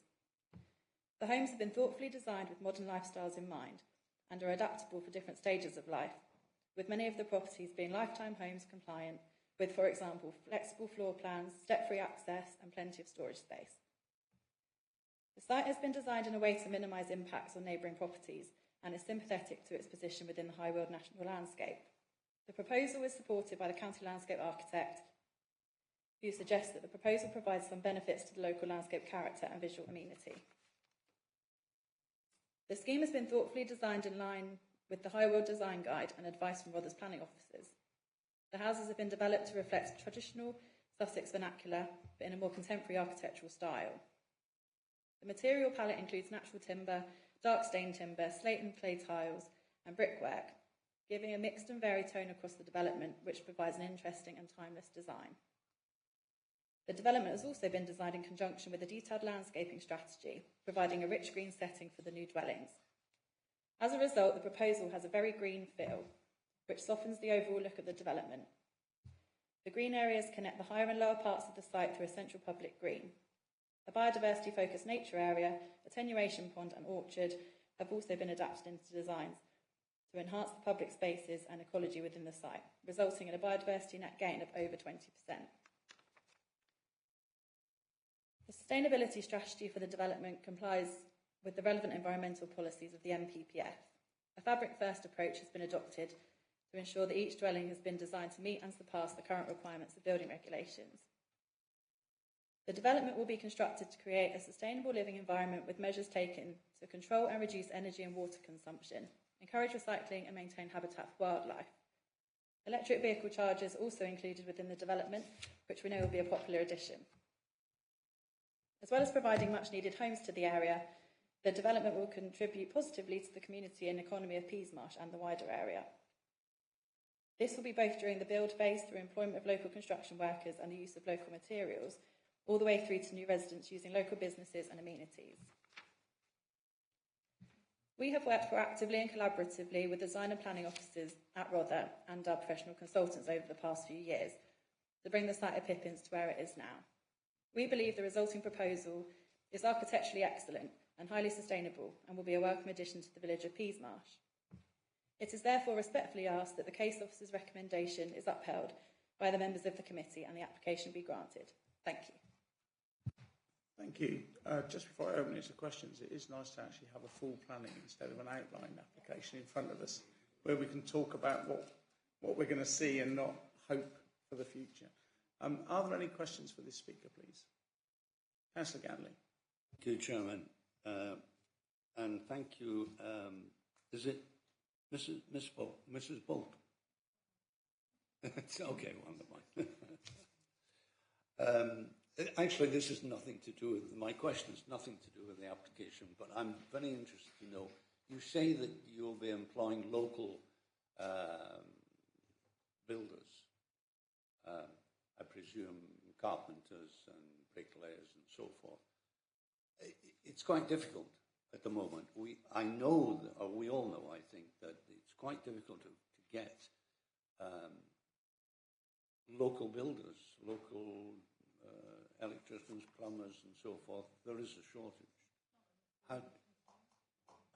How do you? I'm sorry, Chairman. I know this. Oh, come on, you're getting to a question. Go on. Are you confident you will find that staff? I think in response to that, we've agreed to sign up to Rother's local construction plan. So the intention would be to try and employ as many local workers, apprenticeships and things like that as we possibly could. I completely get what you're saying. It is difficult to find local workers these days, and also they might be more expensive. But our full intention is to try. Thank you. Councillor Mear. Good morning. I'd just like to ask you about the biodiversity net gain. 20%. I think there's a metric for calculating these things, but perhaps you could just explain briefly and in outline terms. We build on half the site of necessity, because that's why we're here and we need houses. And then the other half more or less remains as it is, but perhaps with some additional planting. I mean, how does that come up with a 20% net gain? Can you explain? I'm certainly not the expert, but from my understanding, the inclusion of more hedgerows in between gardens as part of the Highfield Design Guide, they prefer hedges instead of fences. So there's a huge amount of hedging. We've retained and enhanced an existing ancient hedgerow and enhanced the orchard. So actually the orchard will be planted with more trees than it already does. And the attenuation pond is has two purposes. So it's both for attenuation and for biodiversity. So that will be landscaped to encourage biodiversity there as well. Thank you. Councillor Gray, then Councillor John Barnes.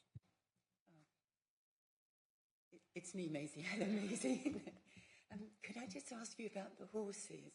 Sorry, I was quite surprised when we did the site visit to see they're actually stabling down the side with about half a dozen stables with at least 6 horses. And sorry, I believe that they might be rescue horses that are used for therapy.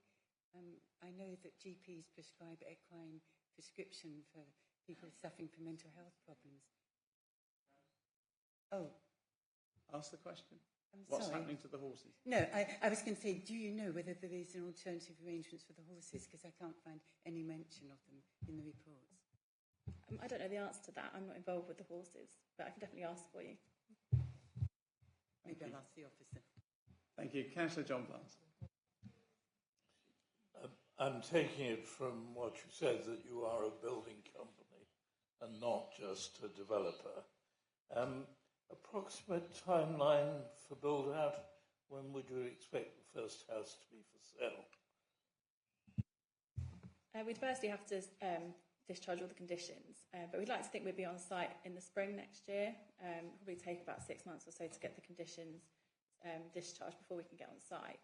And it's estimated to be an 18-month build, but because of the way that the site's laid out, you could have some houses delivered much earlier than that. So potentially within 11 months of starting, so probably spring 26. Thank you. I felt sure that was going to be that's one for the agent. Councillor Mary Barnes, then Councillor Groner. Thank you. The flats, will they be affordable to those who are possibly looking for a first home? I mean, how did you decide to put flats in? The flats are there because of the policy on 1 and 2 bed units, and to make up the numbers up to the allocation, it made sense to put some flats in there. We'd like to think they'd be affordable for local people. I mean, I'm not going to tell you what price they're going to be yet because I don't know when they're marketed, but they'll certainly be below 250,000. Thank you. Councillor Groner. Yeah, thank you. I wanted to ask about the open spaces, and it says management of open spaces is one of the conditions. How does that work? Is there management fees, maintenance fees that are charged on the development? Yeah, so the residents will all be part of the management company. They'll all contribute, which will take care of the orchard, the attenuation pond and all the open spaces. And that's self-managed, is it, by the residents, not an outside company? Usually we have an outside company that takes it on board, or we do it ourselves. It's a bit of a mix depending on the size of the development. It's easier to get an external company to manage it on behalf of the residents. But the residents are in control of it? Yeah. Yeah. Okay, thank you. Thank you. Councillor Ganley, I think your point was actually covered. It's the last 106 is the local employment and skills plan. So I think that's covered by that, of employing local people. Thank you. Thank you, mate. We've now got the agent, Johnny Pickup. Mr. Pickup, thank you.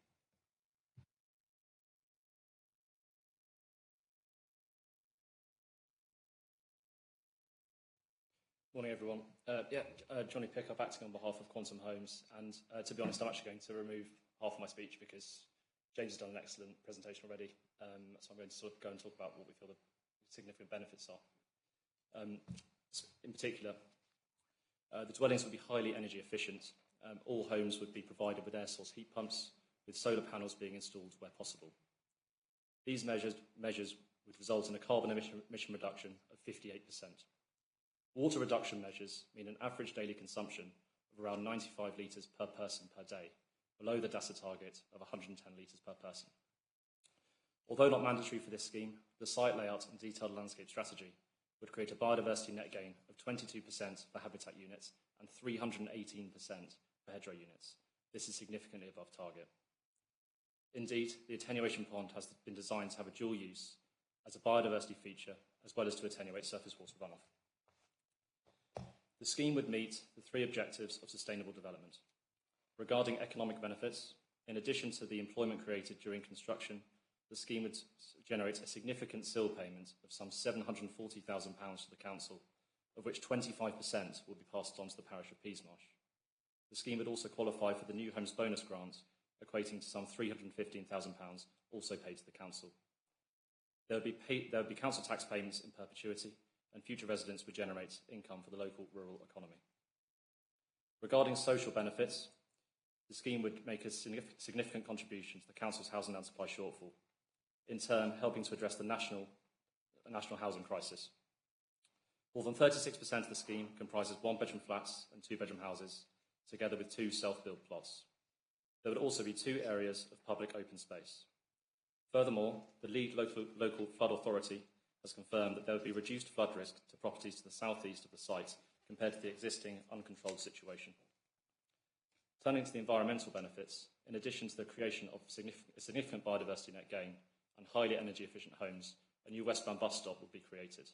This would improve the existing bus service provision in the village. Therefore, as outlined in the Officer Reports Committee, the benefits of the scheme would comfortably outweigh any harm, and as such, the delivery of 41 high-quality and energy-efficient homes on this allocated site should be supported. Thank you very much. You're not kidding, you cut that in half. 2.5 minutes. Are there any questions for Mr. Pickup, please, from members? Councillor John Barnes. Yes, I'd just like to hear you on the attenuation pond. How is that going to affect the runoff from the site? Significantly reduce it or keep it at about the same? So essentially, again, I'm not a drainage consultant, but essentially any surface water runoff from the site gets discharged into the attenuation basin, which has been calculated for the appropriate size for the development for any surface water, and that's in a 1 in 100 case storm, and with addition of 45% for climate change as well. That then gets discharged at a controlled rate into the public sewer. So ultimately, it is a betterment on the existing situation. Thank you. Any other questions for Councillor Mear? You said discharge into the public sewer. Do you mean the Southern Water public sewer, or do you mean the highways? It's highways. It's highways. Highways have agreed this. It's, yeah, and it's subject to conditions, etc. Thank you. Councillor Graham. Hi there. The viability study that was undertaken to determine that affordable housing could not be afforded, how much of that is a result of increased in material costs? A significant proportion, if we're honest. That it's. I mean, again, the detail is I don't have it in front of me, but I mean, the market conditions have got worse. Construction costs have increased. Yeah. Property prices have plateaued. This is also a site which is going to be expensive to build. When you account for the landscaping required, which you'll want, but it is expensive to implement. The creation of the open spaces, the attenuation pond, etc. Those matters are the reasons behind that, and it's been verified by the council's own consultant to reach that point. So if material costs were to fall over the next 5 years, would it become affordable? That's where the mechanism comes in. So that was referenced earlier on. There's the planning obligation would have a mechanism where it's reassessed. Yeah. I mean, that's one of the officers to confirm, but yeah. It will be reassessed before the goes in the ground, effectively. Excellent. Thank you for your answer. Thank you. Thank you, Mr. Thanks, everyone. Now, starting with questions to the officers to begin with before we become an open discussion. And Councillor Gandy, you did have one for an officer. Oh, sorry, one moment. Hang on, sorry, I forgot. One moment. Hold your horses. Councillor Osborne, the ward councillor called it in. He hasn't put his hand up, but he was waiting very patiently, knowing that I hadn't forgotten him. Councillor Osborne.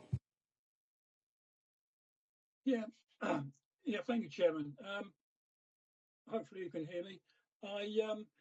As I said, I called this in under the guidance of Peasmarsh Parish Council, if you like, who had major concerns. I was going to wait until other councillors had spoken, but I can put my views now if you wish. It's up to you. You advise me. If you can, please, this is your space. Okay, thank you very much. Right, I'll start off then. I've got a few notes. As said, Peasmarsh does have a neighbourhood plan which we voted for at full council just a few weeks ago, but I'm afraid this site is not a preferred development site with Peasmarsh. There is major concern that there is no affordable provision. You know, it's not a surprise that 40% has been in our policy for probably 10 years or more. So to see sort of developers usually, and it happens on numerous occasions, sort of wheedling their way out of it.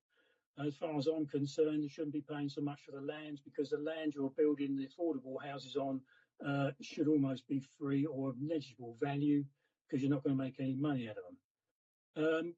There have been a number of objections, I'd say 151 objections, which I can call yourself, just point out to you, from residents local.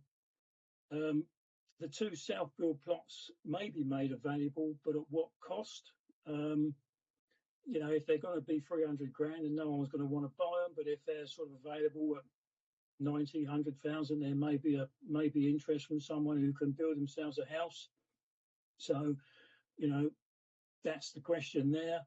The entrance road has caused issues. It looks tight to me with the sort of 4.6 metre wide part with no footpath. Could be an issue. The concern is from residents that the location coming out onto the main road isn't ideal, but highways say it's fine. Sewerage issues in the village. I know Southern Water have said they don't have any problem, but if you speak to residents at the Maltins, which is only about 500 yards away, all this winter we've had sewerage bubbling out of inspection chambers where the system is overloaded. So take from that as you will, but if Southern Water say they can deal with it, but it's bubbling out into the main highway, then someone's telling a porky. Surface water has always been an issue in Peasmarsh. We've had over the years major flooding issues at the bottom of School Lane near the Horse and Cart pub. On Farley Way, I think there's been water bubbling into people's back gardens, which is reasonably close to this site. So that needs sort of a good look at. I see the water attenuation basin should do it. Hopefully it will.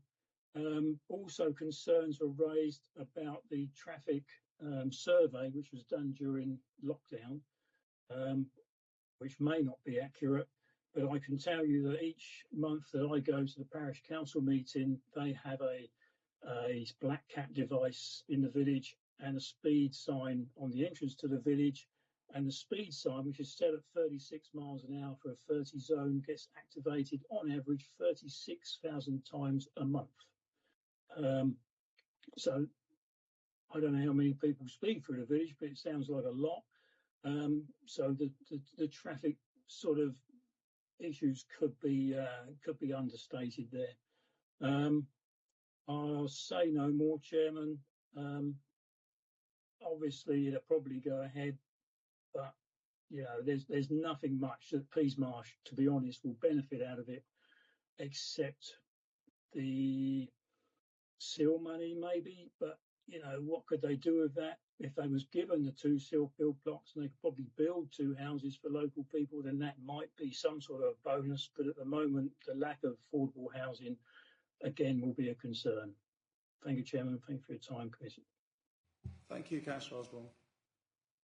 Now we start with question time of the officers, and Councillor Ganley. Yes, thank you, Chairman. James, I wonder if I could refer you to paragraph 8.8.4, the last sentence of which states that the proposal can be supported as it would have minor and some beneficial effects. Is that minor beneficial effects, or is it a typo?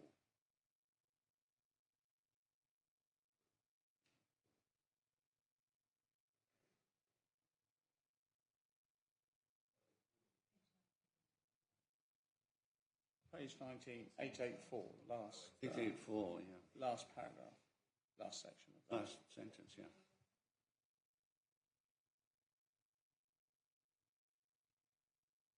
Yeah, so it would have some minor.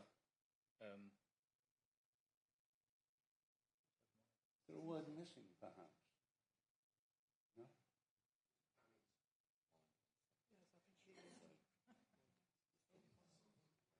speak or a typo?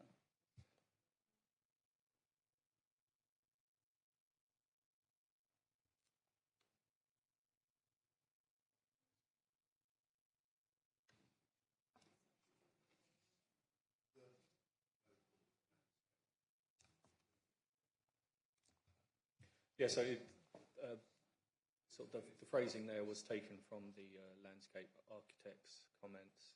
So she did, the county council landscape architect, who did identify some minor harm, but also the minor beneficial harm. effects. Yeah, I thought that was, it was minor harm, yeah. Actually, I was just doing that to show I read the report. Thank you.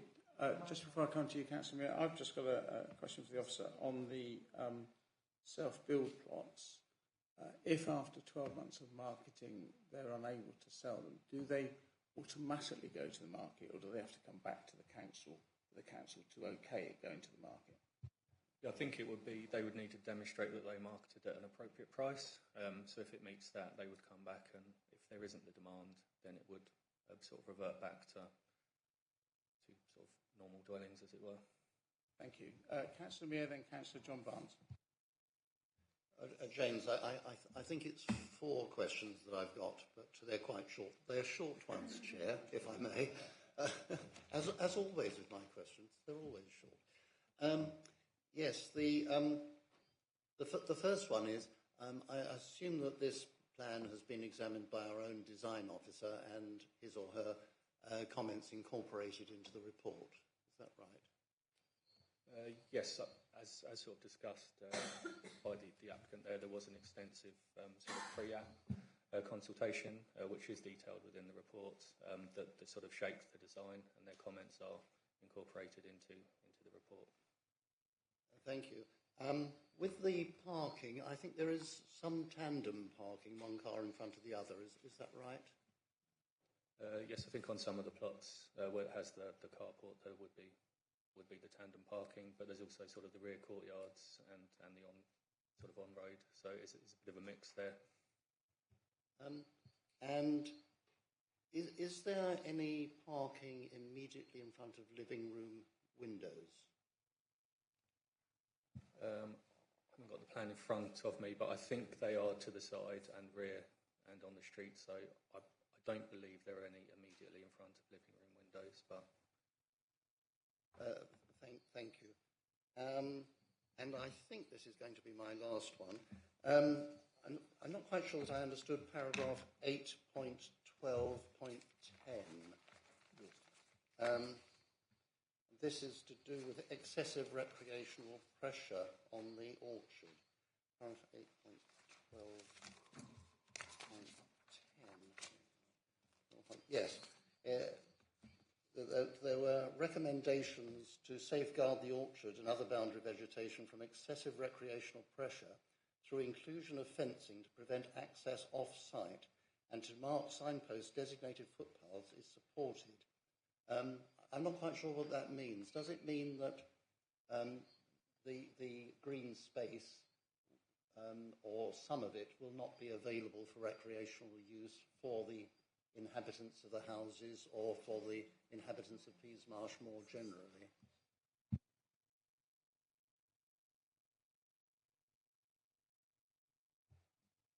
This comes under the ecological assessment, and in effect it's a way of managing the ecological area. So they're talking about providing fences to manage it and stop recreational pressures. So that's people using it, things like that.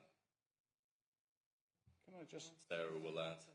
Yeah, I was just going to clarify because it talks about off-site. It specifically says the inclusion of fencing to prevent access off-site and to mark and signpost designated footpaths. So the idea is that you don't have people creating their own access through the site into the field next door. You have fencing around the boundaries, and then that should protect the planting that's in those areas as well, and that they'll signpost footpath routes round through, and hopefully people will follow those footpath routes round because they're easier to use than scrabbling through between trees and planting. So it is, as Matt just said, it's a way of protecting those ecological areas and guiding the recreational use so that they don't just trample everything. But subject to that, the public will have access for recreational purposes. I don't know if that would include kicking a football around, because we are talking about the biodiversity net gain, and there's got to be a balance, hasn't there?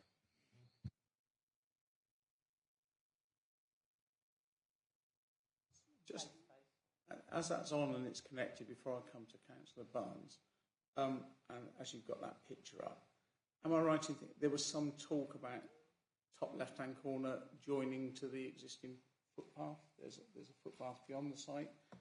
Presumably, if that happened, people could access the site from outside, but obviously it would be by a footpath and a posted footpath. Yeah, the final details of that will be subject to condition, but as you say, sort of in that top left-hand corner as we're looking at the plan is sort of where the footpath, public footpath currently is. So it sort of shows a more open route that would lead to that, and sort of further details of that would need to be included as part of the condition to show how that would work. Thank you, James. Councillor John Barnes. An observation and a question. The observation is, I hope we will minimise fencing and maximise hedging in the condition. However, my question is really around the condition 4. The site obviously is not subject to flooding, but the runoff clearly is creating flooding in the river valley.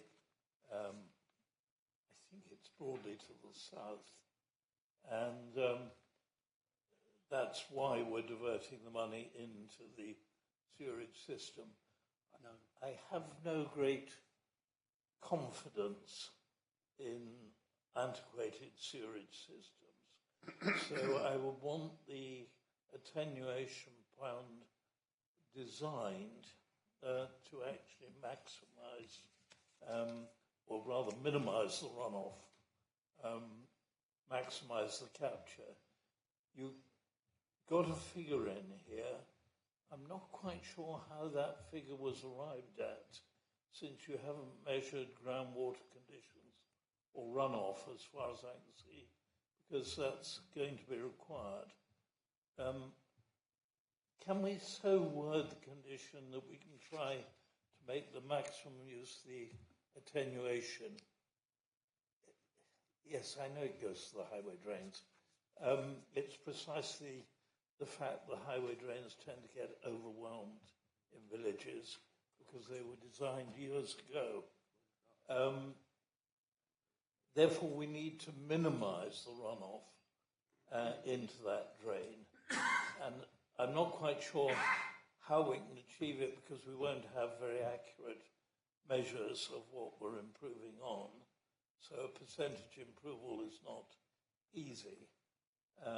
But can we tighten that to maximise the use of the pond and minimise the water going into the sewer? I mean, in terms of the calculations, I think they were sort of submitted in an addendum to the flood risk assessment, sort of demonstrating the rate, the sort of runoff rates that were existing there. Sort of the condition is based on the consultation response from the lead local flood authority, who would have considered the sort of data that was submitted in sort of reaching the wording for this condition. So I would imagine that they have in the details that are specified to sort of maximise the potential capture to ensure that there isn't any sort of impact on the neighbouring properties there. And given the sort of current condition of the watercourse, which is why it's sort of been, the drainage details are amended in the first instance, that it is causing sort of surface water flooding as a result of the topography on those houses, because the watercourse is in sort of a poor state of repair, as it were, and there's no one landowner, so it's very difficult to maintain that. So by capturing it within the piped connection to the highway sewer, it will significantly improve the current condition there, even with the sort of additional hard surfacing that will be created. Yeah, sorry, just to clarify that the attenuation pond will discharge to the sewer at the Greenfield rate, so we'll be limited to that. I'd prefer it to be lower if we can get it lower. I can speak with County and seek their advice on the wording of that condition. Thank you. Thank you. Any other questions for the officer? No. In that case, then the matter is open for discussion. If anyone wants to... Councillor Bayliss looked very expectantly at me. I thought she was going to say something, but no.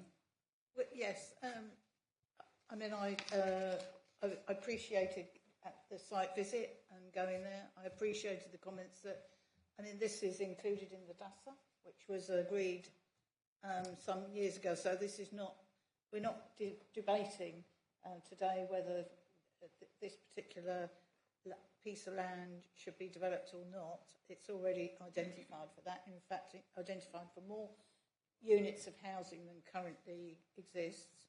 I've listened very carefully to the agent and the developer. I've listened carefully to the planning officer, and I'd like to propose that we approve. Thank you. Just before I look for a seconder for that, I just wanted to say on this one, I should just mention, I think, because I think we all thought it, but we've accepted the viability that there's no affordability. But I think I would like to just echo that we are very disappointed that yet again here is a development in Rother with no affordable housing. I know we're having the review in, and I know the developers are up against, or the builders are up against it. But and I like the members' acceptance of the viability has been shown to be correct, but I still think we should regret the lack of affordable housing. So Councillor Bayliss has moved accepting the officer's recommendation. It's been seconded by Councillor Chowdhury.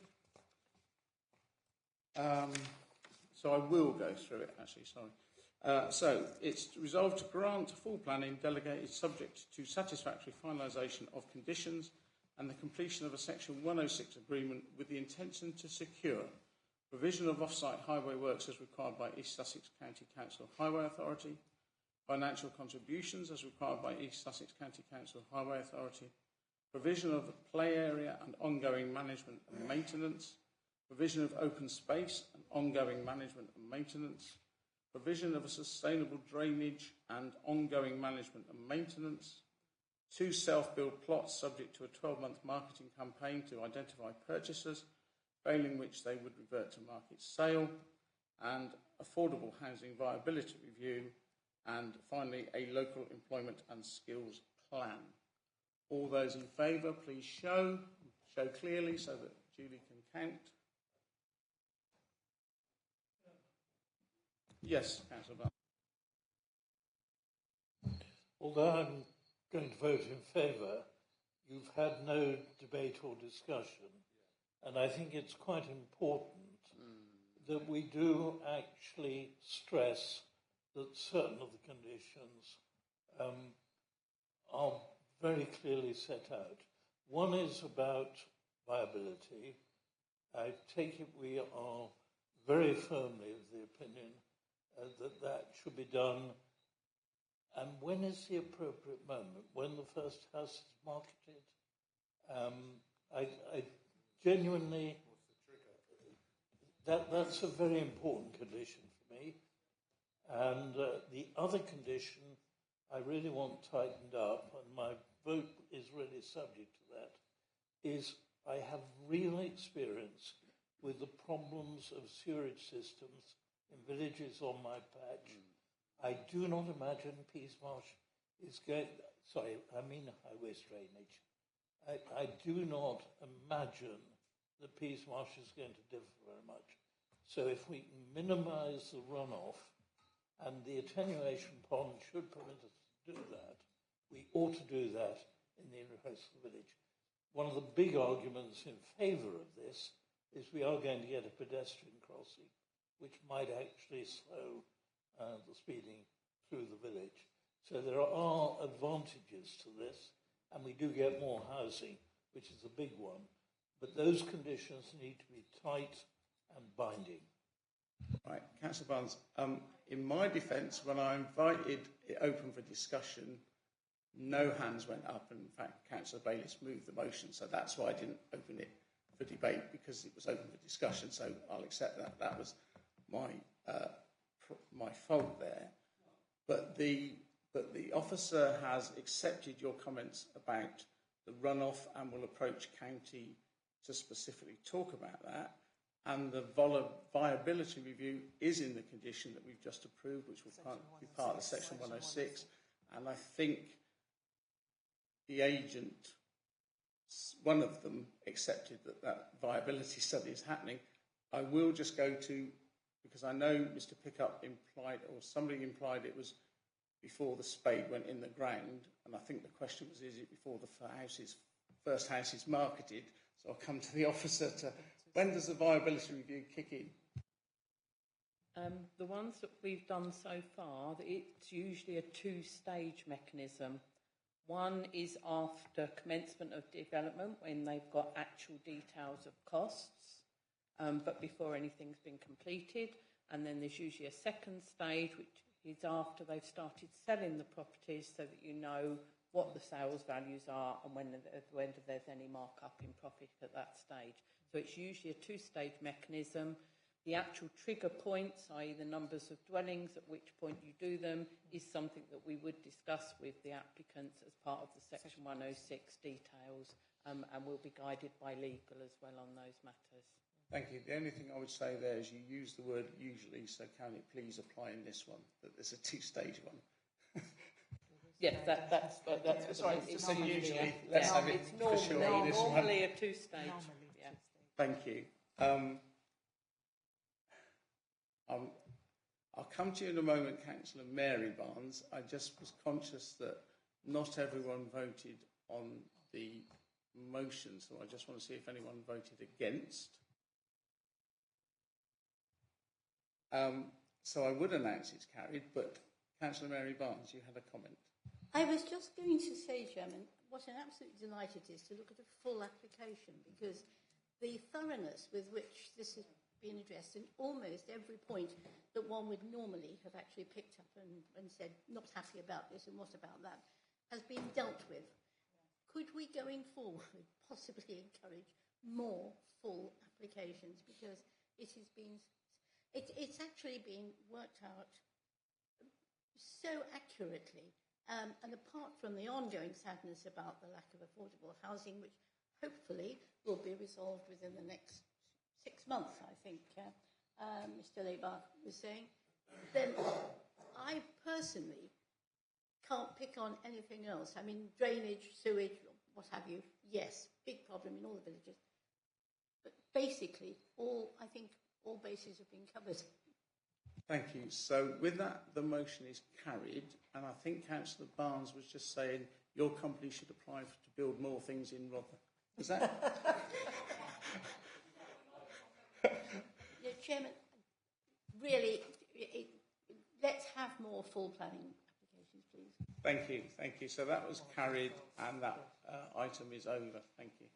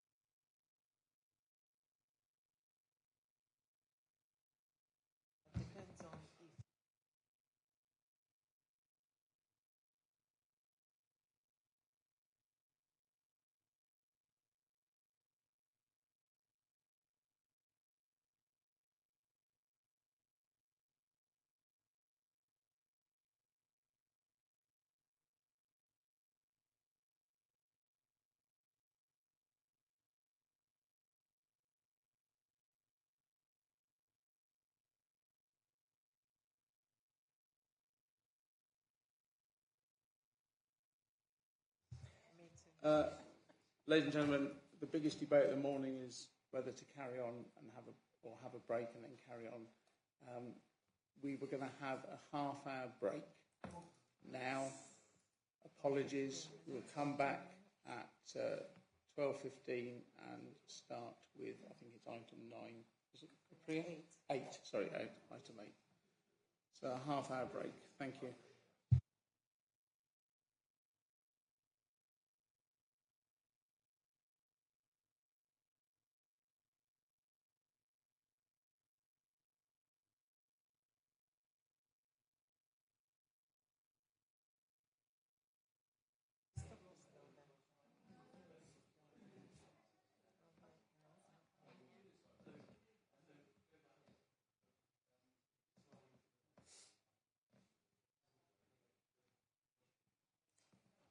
Right, welcome back.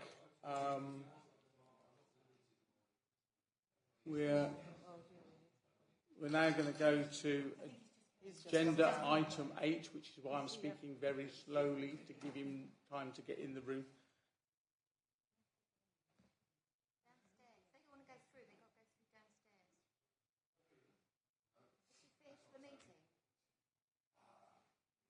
So this is agenda item 8, application RR 2024-233P. This is Capria, Cottage Lane, Westfield. The proposal is for a dwelling house attached to Capria. The recommendation is that it be resolved to grant full planning permission subject to conditions. Councillor Maynard, are you going to restate your interest? I am indeed, just to redeclare my personal but not prejudicial interest as an executive member of East Sussex County Council. Thank you. Thank you, Councillor Maynard. So this matter was deferred by the committee on the 30th of May to allow for consultation with East Sussex County Council Highways. And the officer presenting the report today is Rossella De Tomaso. So if you please, Rossella. So members will be familiar with this application, so I won't cover the site location, but it can be seen on the screen. So it was discussed at the planning committee meeting in May. So the application, as the chair said, was deferred by committee to seek clarification on a few issues relating to the impact of the proposal on highway safety, access and parking. As members will have noted on a section of the officer report, the Highways Authority have been consulted and they are content that the proposal is acceptable on highways ground. They stated the shared access and parking layout is similar to neighbouring properties in this area. The residential location and build-up area would likely see vehicle speed be minimal and the safety implication upon pedestrian and the highway is likely to be no greater than many of the neighbouring dwellings. In accordance with the specific guidance for this type of development, Highway said that the plans submitted do not show the provision of cycle parking. However, they note that there is sufficient space within the garden of the dwelling to install a shared cycle parking. Therefore, a condition is added to this recommendation. A few emails have been exchanged between Westfield Parish Council, East Sussex County Council Licensing, and the Highways and the Local Planning Authority to clarify once again that the Section 184 licence is granted for Capria only and not for the proposed dwelling. But this is something that it is clear, and there is also a note on officer report on a recommendation that the applicant should seek a Section 104 licence for the new properties if approved. Thank you. Thank you. This application was subject to public speaking scheme in May, and therefore there are no public speakers today. However, Councillor Maynard, do you want to speak? Thank you very much, Chairman. And only to say that I reiterate what I obviously said at last month's meeting, is notwithstanding the highway comments, I do think we are in danger of a creeping urbanisation in some of the things that officers are proposing to allow. I think that it is overdevelopment. I don't think it fits in with the local amenity. I certainly share the views that were very well made by Westfield Parish Council's clerk at the meeting last month. And indeed, those, as you'll see, there are quite a number of local objections from particularly residents that live in Cottage Lane. I think the other issue for me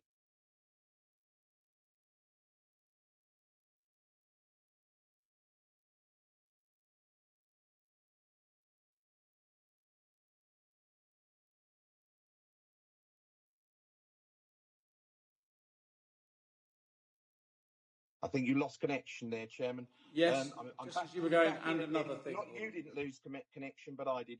I was just saying that the issue for me is one of the fact that the design at the front in terms of block parking is very urban in its design, but I accept the comments of the officer that they could do that anyway. But the fact of the matter is there'd be very much reduced garden area, and indeed in previous occasions we've always been very, very careful to make sure that there is sufficient garden area, and if one presumes that a family would move into that property, there would be very little garden area for children to play in, and I think one has to think about the possible concerns of children playing in the road. And let me be absolutely clear that road is highly unsuitable for children playing in the road. It isn't a quiet neighbourhood, certainly at the time of the school runs, with the problems that already exist in parking in Cottage Lane, indeed in the adjacent cul-de-sac, and indeed with the Scout Hut there as well. It is certainly something that not only shouldn't be encouraged, but also is highly inappropriate. So for those reasons, and in terms of, as I say, the design, the fact that I believe it is overdevelopment, the fact that I think that there is much reduced garden area, both the new property and indeed the existing, and indeed the comments that we've made, although we've been told that they aren't relevant to planning, but the comments around the appearance of the property from the front with that new block area would be to the detriment of the local neighbourhood. Thank you, Chairman. Thank you, Councillor Maynard. The matter is now open for questions of the officers. Councillor John Barnes. Oh, okay. Are there any questions for the officer? Councillor Mary Barnes. I'm fairly unclear about how a three-bedroom property is going to park 3 cars. Could the officer explain?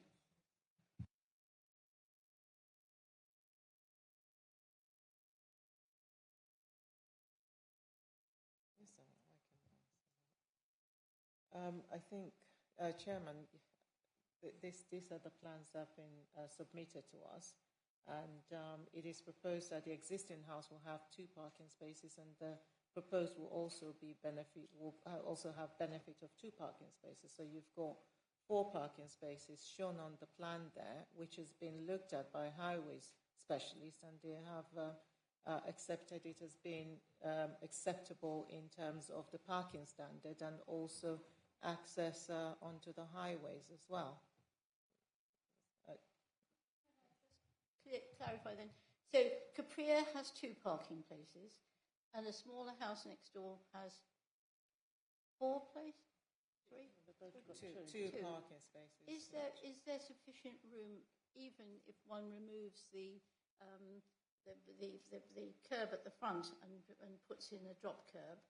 Will there still be room for everyone to navigate their cars in and out? It is. I mean, it is shown on the plans that you can put 4 cars on the site, and it is down to the residents of the development to ensure that they are getting in and out of their drive safely. But in terms of whether or not this is acceptable from highways perspective, they have come back to us that it is acceptable. Thank you, Chairman. Thank you. Any other questions? Councillor Gromer. More of a clarification following on from Mary Barnes's point. I would think the highways comments relates to access in and out of the property. I think what Mary's trying to get to is having 4 cars all sort of jammed together in front of a house, which is not a highways matter. That's a matter for... It is highways. Thank you, Chairman. It is highways issue because they're the ones that set the parking standard for residential dwellings and residential development. And if you recall what Rosella read out in terms of their comment to us, they have said that in terms of the parking and also the access and impact on highway safety and pedestrian safety, they are satisfied that this proposal is acceptable.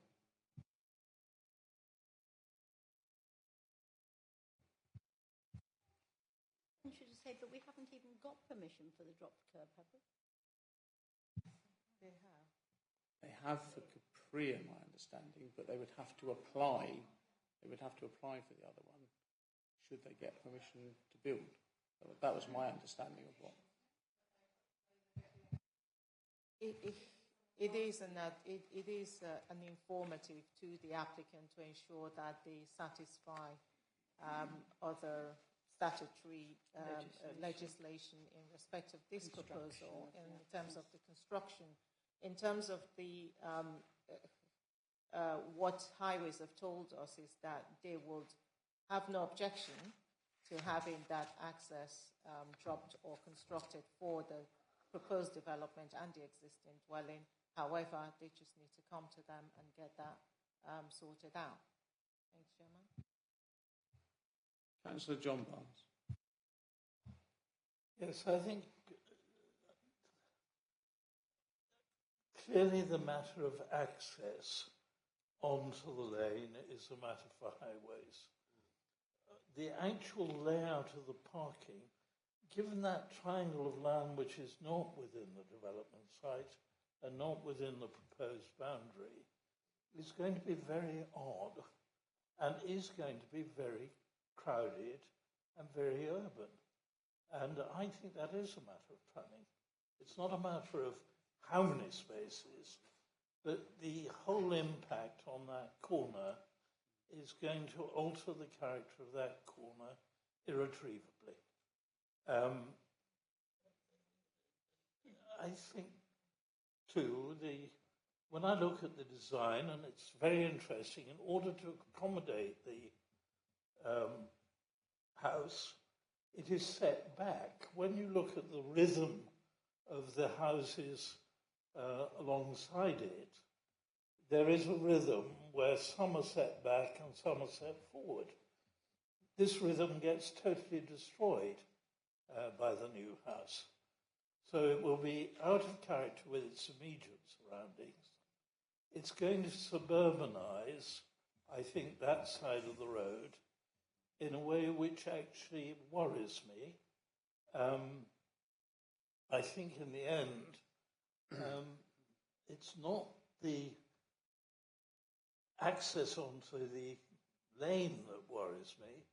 It is the impact on the total appearance of the area. And I've wrestled with this. I stood there on the site because, in principle, I'm not against an additional house. It would help in our housing situation. But I have to say this site does seem to me overdevelopment. And frankly, I think it's wrong to do that on the corner of what is a relatively spacious road, which has been deliberately left with quite a lot of greenery, and we're suddenly turning this into a corner which will actually echo one, not a million miles away, but which looks very crowded and very urban. And we are in the AONB. This is a settlement in the AONB. This can hardly be said to conserve and enhance it. And while I accept it's within the development boundary, I really think we have to be very careful about what we do to the character of the lane within this settlement. So I'm minded, I must say, to vote against. No, that was definitely minded to.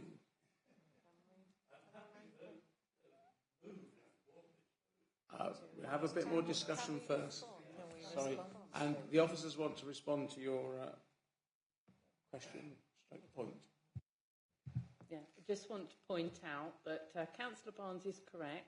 There is a green planted verge around the side here, which is not in the application site, and that will be staying. And therefore, the green sides, both sides of the road, will be staying. The depth of the property, primarily, is the same as Capria. They are proposing also a single-storey rear extension on the back here, but otherwise it is a mirror image of Capria itself.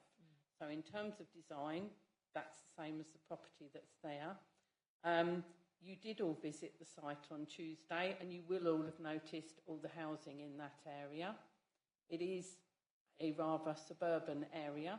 I know it filters more into the countryside as you go northwards down the lane, but obviously in the immediate context of this plot, you have got quite a dense development there. And therefore, hence the officer's recommendation that it is considered to be acceptable. Thank you, Chairman. Thank you. Councillor John Barr.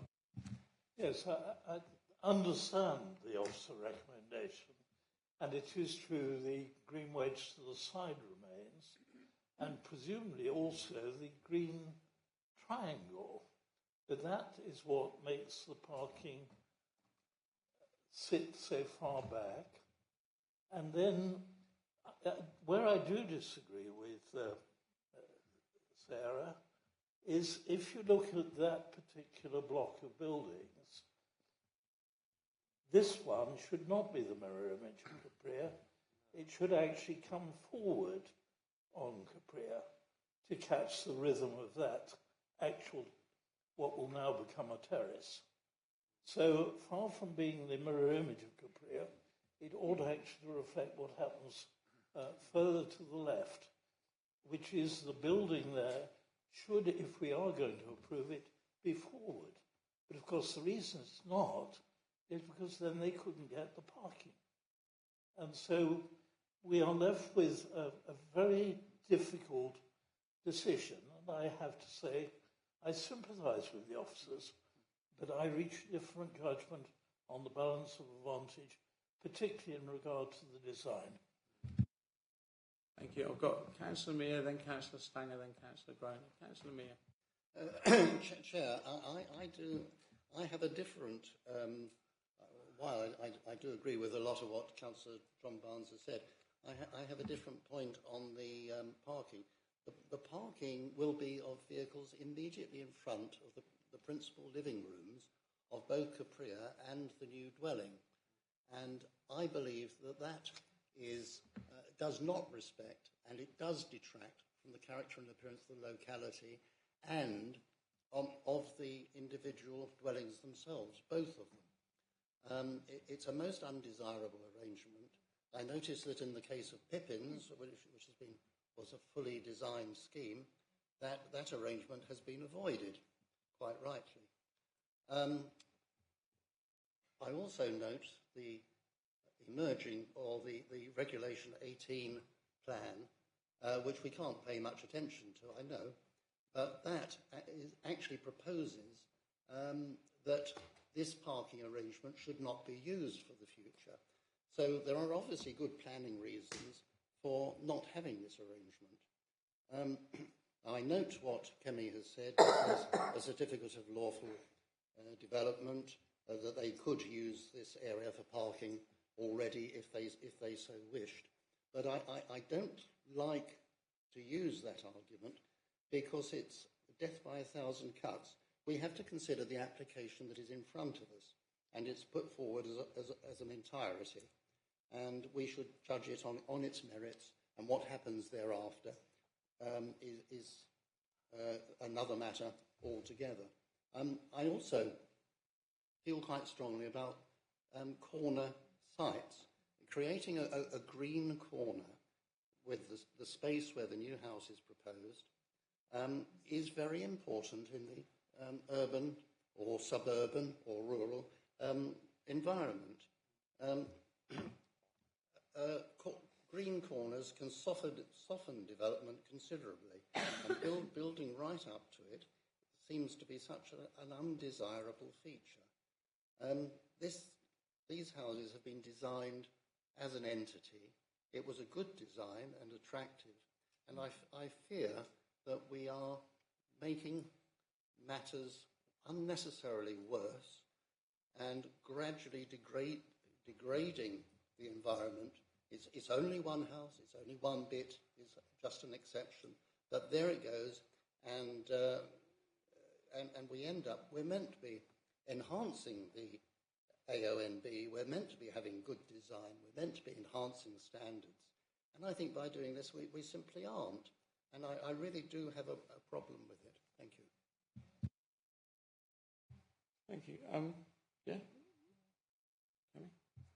Thank you, Chairman. I think there are a couple of things that Councillor Mayor sort of mentioned I thought I should sort of point some attention to existing street scene and the character of the area. As you can see, this particular plot appears to be an anomaly within the whole estate. It's got a wider side area than others. If you look at the proposed scheme there and what the green area that will be left around the site is comparable to the property on the opposite side of the junction, which you can see there. So in terms of officers' recommendation, that is where we're coming from, that this is not going to be harmful, especially when you have the junction or the road that still allows that openness through the street and through the site itself. So in that sense, we consider this to be an acceptable addition, complementary of the existing estate. In terms of the parking and also what you've mentioned, I mean, there is a fallback position that they could put that parking space there, and it's under the permitted development, which they've already got. So it is. I think from our perspective, we have to consider that in relation to what's been proposed and where there's an acceptable level of parking being proposed and highways have raised no objection, then officers have no other fallback to just to accept what is being proposed here. And we consider it to comply with policy. Might not be what you want to see. However, in terms of looking at policy, in terms of how it fits within the street scene, we consider it to be an acceptable addition. Thank you, Chairman. Thank you, Cameron. I've got Councillor Stanger, then Councillor Groner, then Councillor John Barnes. Councillor Stanger. Yeah, thank you, Chair. Just to say where I'm at the moment, I understand colleagues' concerns, but after visiting the site on Tuesday, some of the driveways could hold 3-4 cars alone on their own, opposite sides of the road. And other, like you said, they're a lot closer to the corner. If you go up onto, what's the road there? It's on Staplefield, sorry. Yeah, they're much closer to the edge of the thing. So on balance, I agree with the officers and I'd like to move recommendation to resolve for planning permission. Seconded.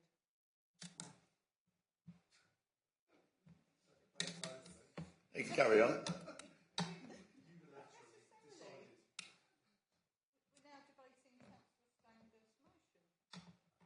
So, not necessarily. So we have a motion from Councillor Stanger to accept the officer's recommendation and seconded by Councillor Bayliss. However, I still have to consider that we've given enough time to the general debate before we come to the motion. So I'm going to allow Councillor Groner and Councillor Barnes, who have already indicated they wish to speak. Councillor Groner. Yeah, just quickly on the parking. There are numerous parking spots in other houses, but they are adjacent to the houses in sort of lengthways, driveways. So it's not a volume issue. I think it's a style issue. And Andrew, I know, is very keen on the parking in front of windows, which is substantially different to when I walked the length of the road. Sorry? Yeah, no, sorry, it's just... Let me make that... Am I allowed to speak? Just... Yeah, carry on through me to that. But the main issue that I have, again, follows on from Councillor Mir, to do with the corner, and it's not completely out of the realm of acceptability that you take everything that's semi-detached becomes then a terrace of 3, but the way that you're finishing on a high roof line on the end of the corner makes the impact on the corner much more dramatic. And I'm looking at the drawing up there. If it was more symmetrical, and we use the word mirror a lot, and if it mirrored the house on the left, then you could see it's a more contained unit. You'd have a downward line across the roofs onto the road, less impact. I would be more favourable if it was, but that's not what's before us. So I have to say, as we're rushing towards motions here, that I am predisposed not to support the motion. We're not rushing, but you made the point on planning grounds about the roof line and how you saw the size of the development and the appearance. Councillor Barnes. I am now speaking in opposition to the motion. One moment then. So the motion is open for debate now, but I think Councillor I've got a Bayliss question. wants to say a thing. Oh, you've got a question. A question for officers about... We're not debating it yet. A question. The question is about material consideration, and is the parking in front of the window, living room window, a material consideration or not? If you can see on the plan that is before you, you can see that there is a separation between the front of the window and the parking space. There is the footpath there that runs to the front of the house, and also there is a hedge planting that will be also there as well. So you do have, this is not too dissimilar to a lot of houses where you have that little gap or space between the front of the window and the parking spaces. And this is not going to be sort of harm. It's not going to be. You're not creating a situation where it's causing harm to a neighbouring amenity. You are the person who will be living on the property and knowing how you're parking your car. So they will be buying into it or with open eyes as such. Thank you, Chairman. Thank you. So the motion that we recommend, the motion is that we grant full planning permissions subject to conditions. That motion is now open for debate. Councillor John Barnes. Yes, the reason why I'm against it, and I think the reason why I differ from the officers, is that they're focusing on the buildings on the opposite side of the road, nearer to the main road. I am looking at the rest of the lane, which starts with this close on the left, and then we have a further close up the lane, which mirrors that close. It doesn't mirror the opposite side of the lane. We have just given consent to a further close.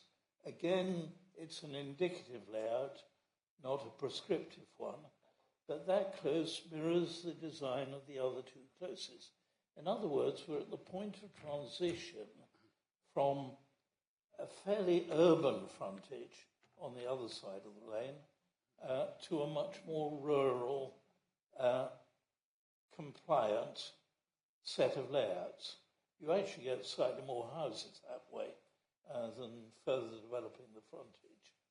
It seems to me we're not respecting the character of the lane. I've explained already why I think this house should not be a mirror image of its next door neighbour, but actually slightly forward if you're going to capture the balance of the existing design. And I do think we alter the nature of the entrance to that close. So we set a very dangerous, I won't say precedent, but we've got to be consistent. Are we going to allow this sort of development on the other two closes further up the lane? I take very seriously at this point the change in character in the nature of the lane from what is fundamentally was built on the other side as very much denser development.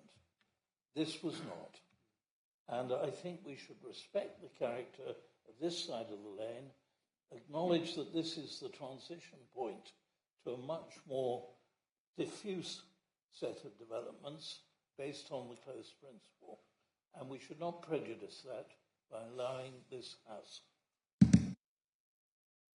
Thank you, Councillor Barnes. Councillor Mear, then Councillor Bayliss. Yes, in answer to Councillor Bayliss, I would say, and I hope I'm right about this, that the amenity of the occupiers of the pair of houses, as this would be, is most definitely a material consideration, as is the character and appearance of the neighbourhood. So both of those, the answer, I'm sure, is yes.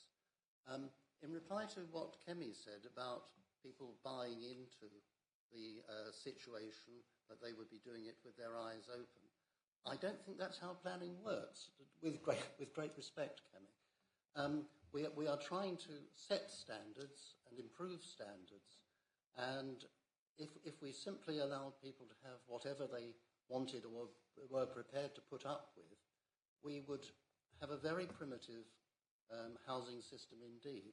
And I really think the planning system demands much more than that. And we also have to think about, we don't know who the future occupiers are going to be. We have to have consideration for them and not force people into situations which are so undesirable. I mean, that's a general point. I'm not saying that this is the world's worst, but I am saying that I can't agree with the principle that buying into a situation is a justification for having something which is not compliant with policy. It is compliant with policy. It is policy compliant. Do you want to respond to that before I go to Councillor Bayliss? No, I mean, I do get your point, Councillor Mayor, but where this development is policy compliant, yes, whoever is buying into it will know what they're buying into. This is a policy compliant development. I cannot see how else we can present that to members other than it is policy compliant. Thank you, Chairman. Chairman, we have to respect that at the fringe of rural settlements, you change the character of development. We could have gone for frontage development around here. We have deliberately not done so. We've allowed closes, which are set back from the lane, and it's a way of getting quite a lot of houses into Westfield. Not unattractive. They're on rather larger plots. And we are going to prejudice that principle at the very point at which Westfield is already being asked to expand, but using the close principle. Now, I don't think this is policy compliant. I'm sorry. I think our policy enjoins us to conserve and enhance. And that's particularly important on the rural edges of villages, which are very sensitive because you're trying to manage the transition into open countryside. And I think I'm expressing policy rather than the officers here. Thank you, Councillor Barnes. If I just remind you to come through me because it's Councillor Bayliss, but I know you wanted to respond immediately. Councillor Bayliss. Yes, thank you. And I visited the site with open mind and looked at it. I mean, I think it was Councillor Gray asked about the trees which run down the side of the development, and as I understood it from the officer, I asked the officer when we were doing the visit, those will remain. So you have got that sort of green entrance as you turn into the close. I think where officers talk about the adjacent, or where I'm thinking about adjacent, is the other side of the close. And I can't see what big difference there is going to be. The property on the other side of the close, and it's unfortunate you can't really see it on this map, but I'm sure there's we've got some. It's again fairly close to the edge of the road. We'll have that green buffer on this side. I disagree, Councillor Barnes. I don't think it's on the edge of the settlement of Westfield. It's not. I agree that there's, would want to have a buffer, if you like, zone as you go up that lane, past the site that we went and looked at a couple of months ago. But as you go up there, I agree that you might want to be thinking about how you deal with that transition from, the sort of, not urban, but the built-up bit of Westfield and the countryside. But we're talking quite a way back from the edge of the countryside. I mean, it's got to be a good quarter of a mile back, I would imagine, from where you get the edge of the development. And if you include, certainly it would be a quarter of a mile if you include the development that the planning committee agreed at its last meeting. So on those grounds, and the fact that we're getting an extra property, given our circumstances, given our housing crisis, given our homelessness issues, we do get an extra property in Westfield. I fully support Councillor Stanger's motion to approve. Any other comments before I put this to the Councillor Gray? Thank you, Chair. I just want to say how very helpful it is to do site visits, not just to see the site itself, but how it fits in with the neighbourhood. So thank you very much for deferring this to let us go and look at it. Councillor Mary Barnes. Chairman, I think we're going to finish up with parking actually on the lane. I'm absolutely sure a 3-bedroom house is not just going to be content with 2 houses, even if they could park. And can I also remind Councillor Bayliss that we gave planning permission for a whole new development, which, in my opinion, was dodgy because it's outside the development boundary, further up Cottage Lane at the last planning meeting. So, where is the shortage? Thank you. Any more points before I move to the vote?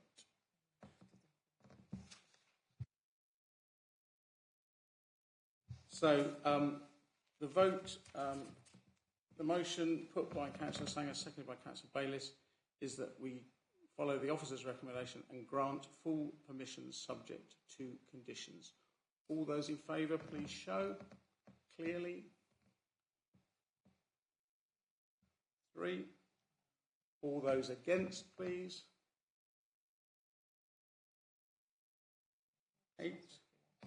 That is lost.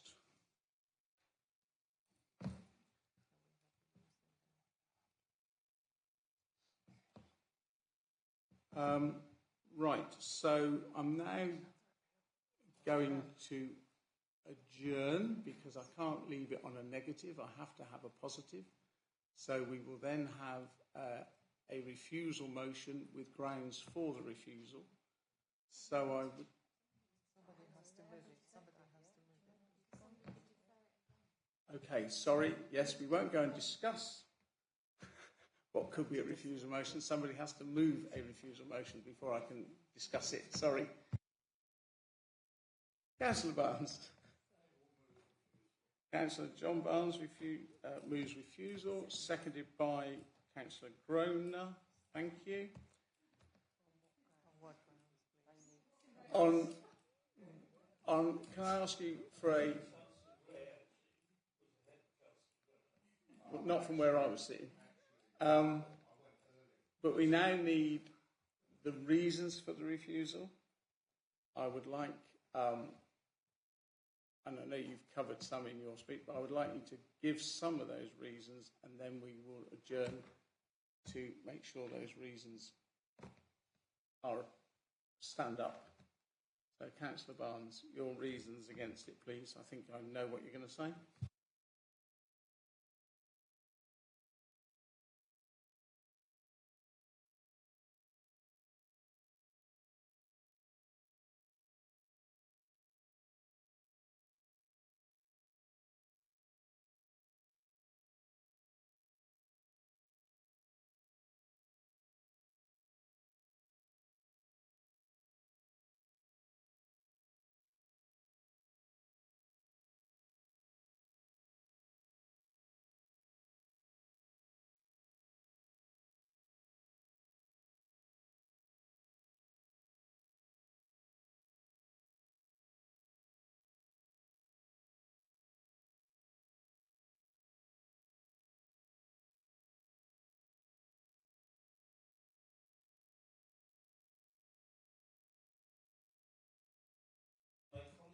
I will get him in the adjournment when we adjourn for it.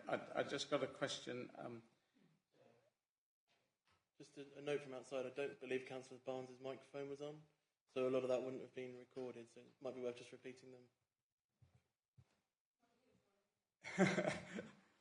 them. Well, I will do, because in fact, Kemi, I know, has a question about the points you were making on transition, because you didn't follow them. So, Councillor Barnes, you first said overdevelopment, prejudicial to the design of the existing building. Then about parking on the site is adverse to the occupants. But can you just go over the transition point you were making, please? Yes, to my mind, when you get towards the edges of settlements, the character of development changes. I think what the officers were doing, and not a silly thing to do, is they were looking at the opposite side of the road, which is closer to the main settlement.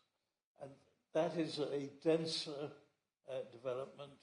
The handling of the corners is different.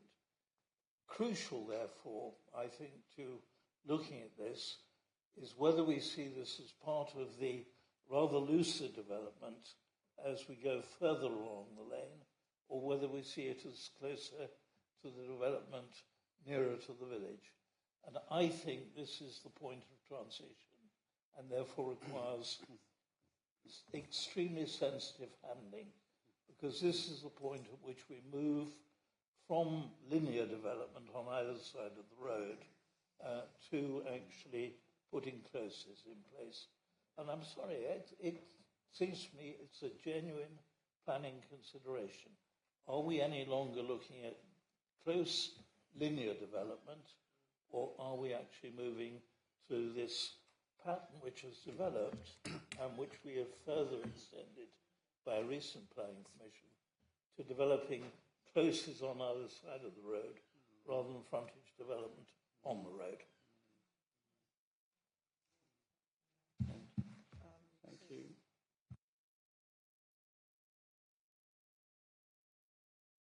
Right, so with those four stated reasons at the moment, if I could ask Councillor Meir.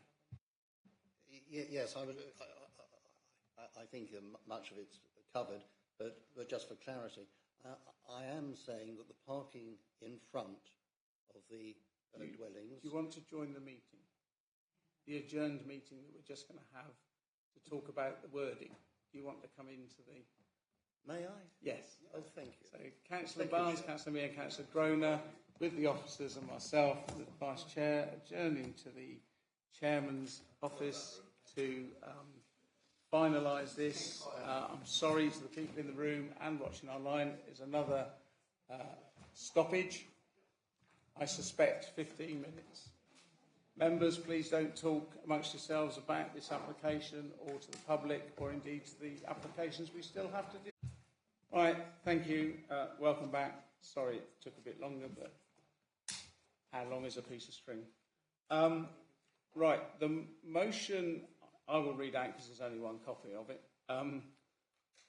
Moved by Councillor Barnes, seconded by Councillor Groner, is that the application be refused on the grounds that the development as proposed would disrupt the rhythm of the frontage and result in a bulky development with the loss of a green open corner which is harmful to the original design concept for the close and the character and appearance of the street scene. All those in favour, so this is to refuse, all those in favour, please show. This is refusal, yes. 8. Those against? 3. No. So that is carried. The application is refused on those reasons. And that's the end of agenda item 8. Thank you.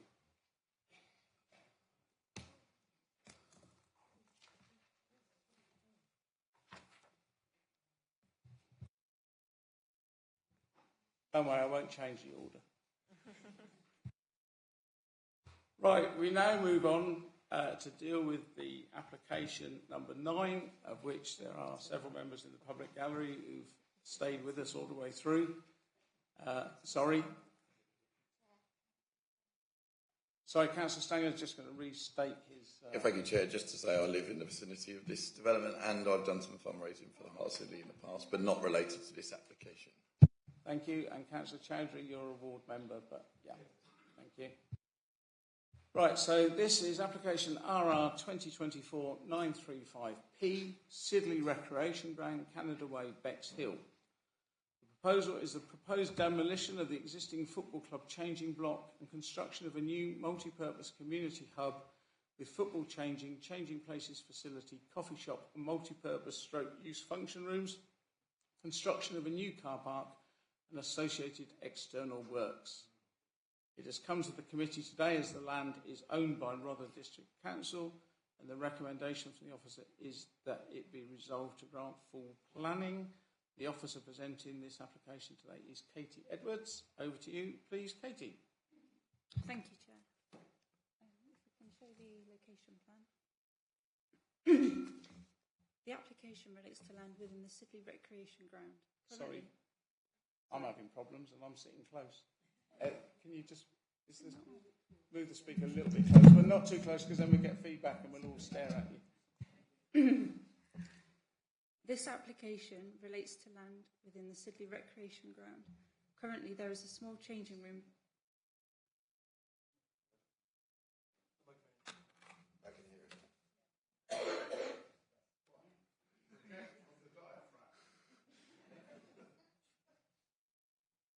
Okay, I'll start again.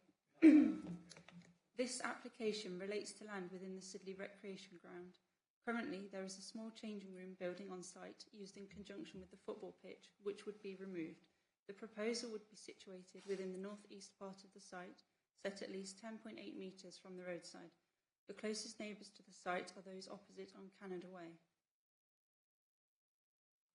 Next slide. The new community hub would include a ground floor, as seen on the floor plan, 2 separate changing rooms, both with showering and WC facilities for home and away team use, and room for officials with facilities, a cafe with seating area, changing places and disabled WCs.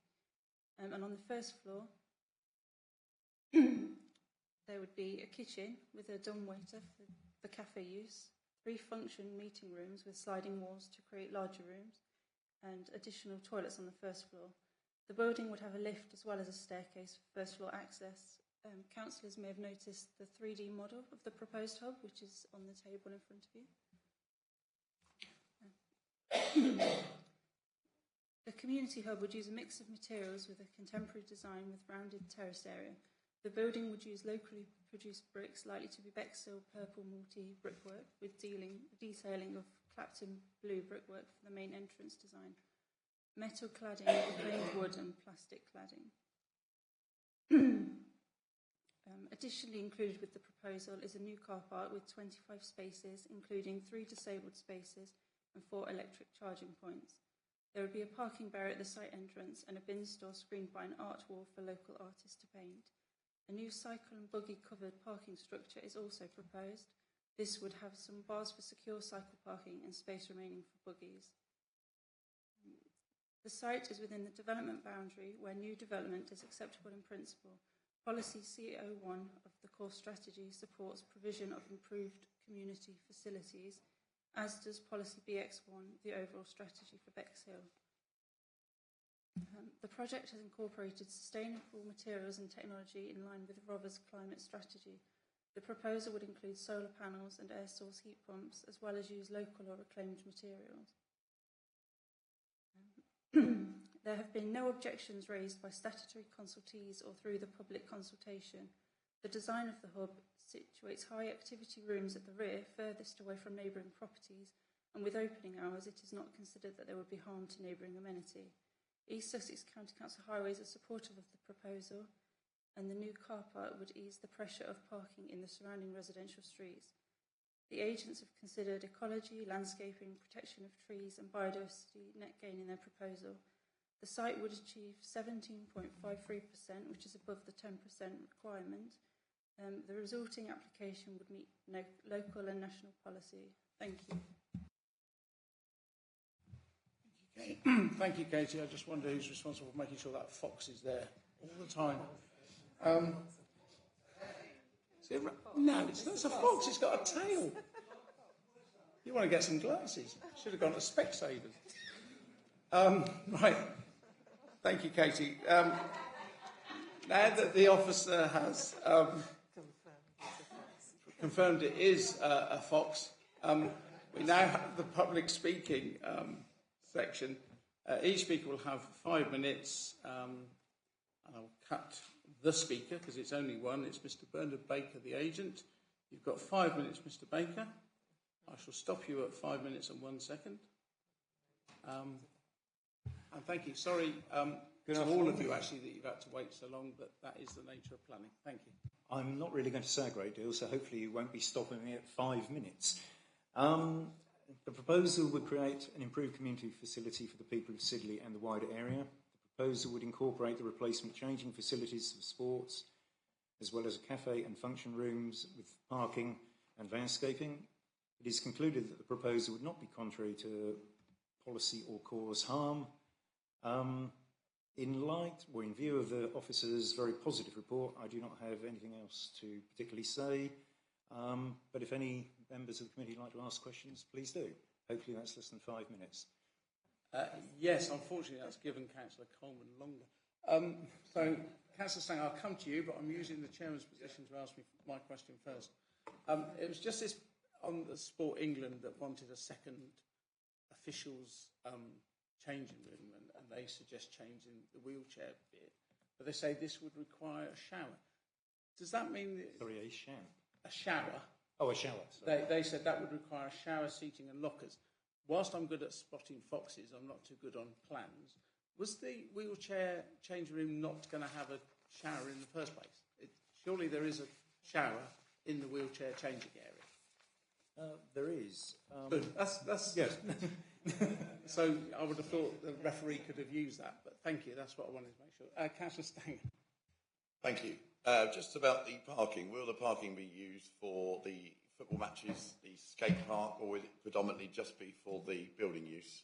I think the use is for a number of different people. So if an event is on, I have got a small piece of information here because basically when the hub is open, users can register their vehicle on a tablet or screen. This is what the idea is.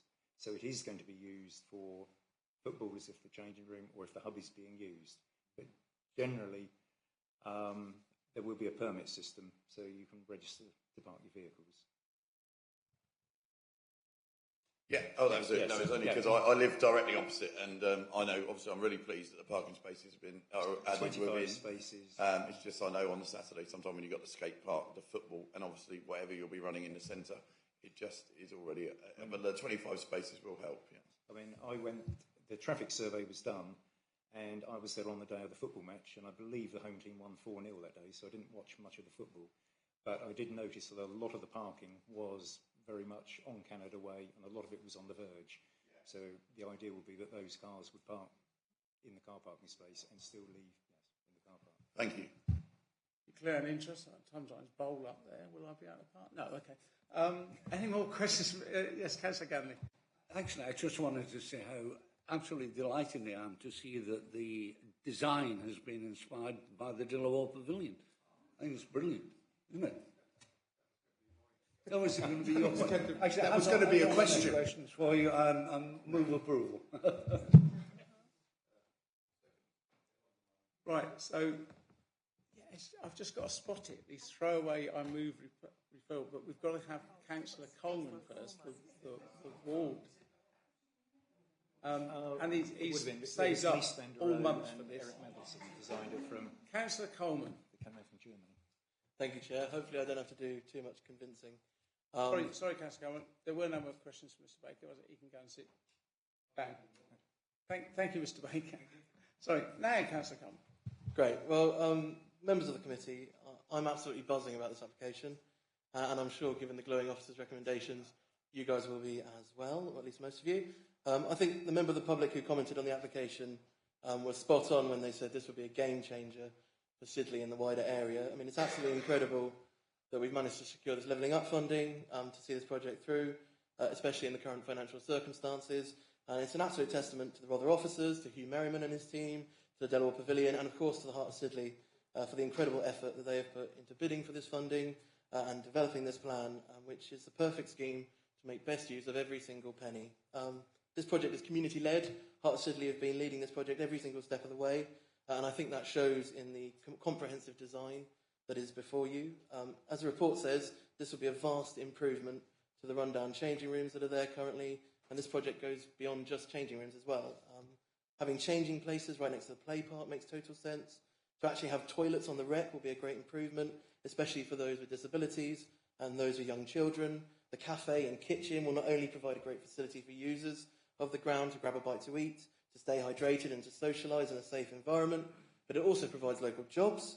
The hireable spaces are much needed in the community. Sidley doesn't have hireable spaces at the moment, and I often get organisations tell me that they want to put on events or classes in the area but can't find the spaces to do it. It's great to see car parking included. The roadside parking in Canada Way, as I'm sure you'll all know, is an issue, especially when there are events on. So the car park will help address that, especially if it's combined with the county's plans to put double yellows on some of the parts of Canada Way. And more holistically, I think it's really important to stress just how fundamentally brilliant this application is, because it's not just policy compliant, it's not just the bare minimum. This is exemplary in every sense of the word.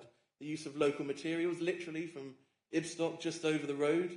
I think you could walk the bricks with a wheelbarrow over to this development.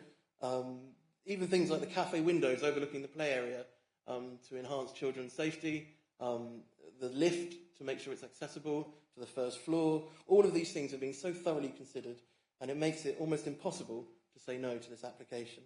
I think it's ambitious in the way that it aligns with our climate strategies, solar panels, air source heat pumps, EV charging points, lower carbon construction methods, all of the things that this committee press developers over and over and over again to try and get right, and they've done that here, and it really exemplifies exactly what we need for the area. And it goes above and beyond on biodiversity as well.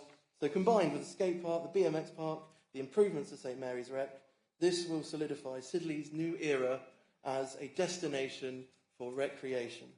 The one perhaps change to this application, that if the committee were minded to, would just be in terms of the conditions on when the site has to close.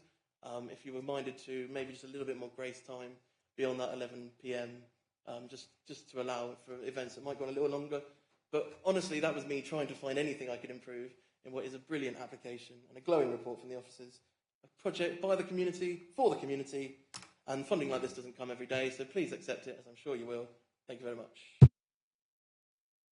I so wanted you to overrun so I could cut you off. You didn't mention anything about the dumb waiter. Is that good as well? The dumb waiter from the kitchen to the cafe? Yeah. Thank you. Thank you, Councillor Cole. First of all, it's questions to the officers. I don't know if Councillor Barnes has got a question for the officer. You're waiting to speak. Yeah. Yeah, well, there's a queue. Any questions for the officer? Indeed. We'll just get to Councillor Gray, who might have a question for Katie. Katie, can I just ask about cycle parking? I know there's cycle storage, and I know there's car parking. Is there anywhere for people that cycle there to safely store their bikes or park their bikes? Yeah, in that cycle store, it's envision that people would park their cycles there. It's just they can securely, fasten them up. It's quite, that's good. I'm not quite sure how many people that work there. So people that cycle there can leave their bikes. Thank you. Thank you. If there's no more questions for Katie, I was going to open for debate, and I know what Councillor Barnes just said, but way ahead of you, Councillor Ganley, I'm sure, moved this some considerable time ago, I thought. Or was it? It was you, wasn't it? Minded to. Well, have you changed? Have you made up your mind?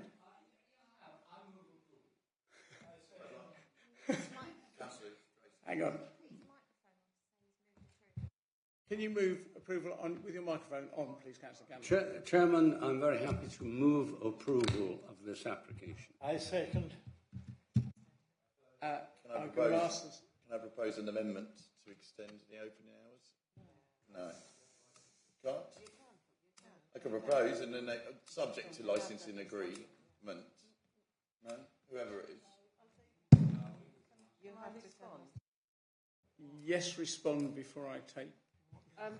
We have applied the same conditions to this as we would to anybody else. It is in a residential area, and we do not think as planning officers that it is for us to recommend extended hours, which we wouldn't give to somebody else in a residential area. Does that mean we can't suggest it? Or? You can. It was only because I live opposite, so I'll be one of the residents that will be affected. So. I just want to point out that we... Yeah.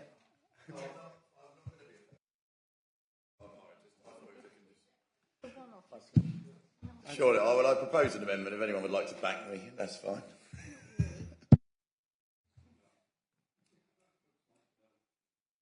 What would your amendment be?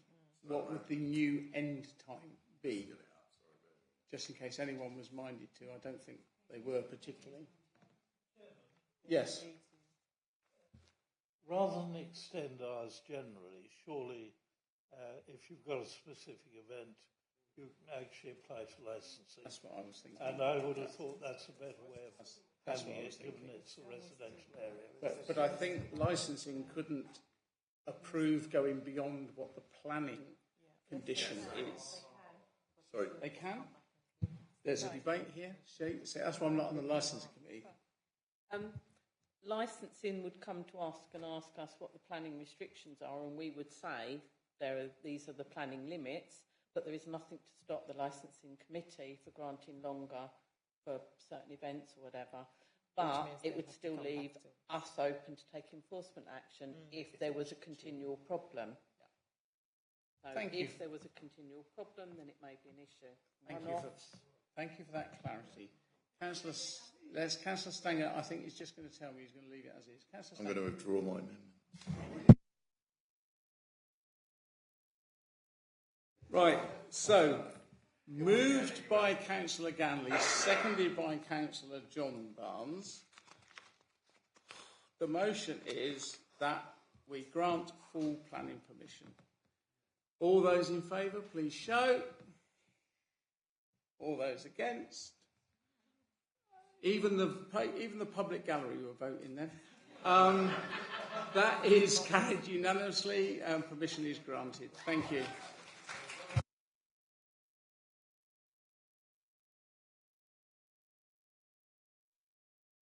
No, it's not break time. We're going to get on. I think Councillor Cook will now be leaving us on this one. I presume you're not going to be coming back, Vicky, for me just to tell you when the next meeting is. I would be very grateful, Chairman, if you would give me permission to leave and not return. Indeed. I'm very grateful to you. Thank you very much.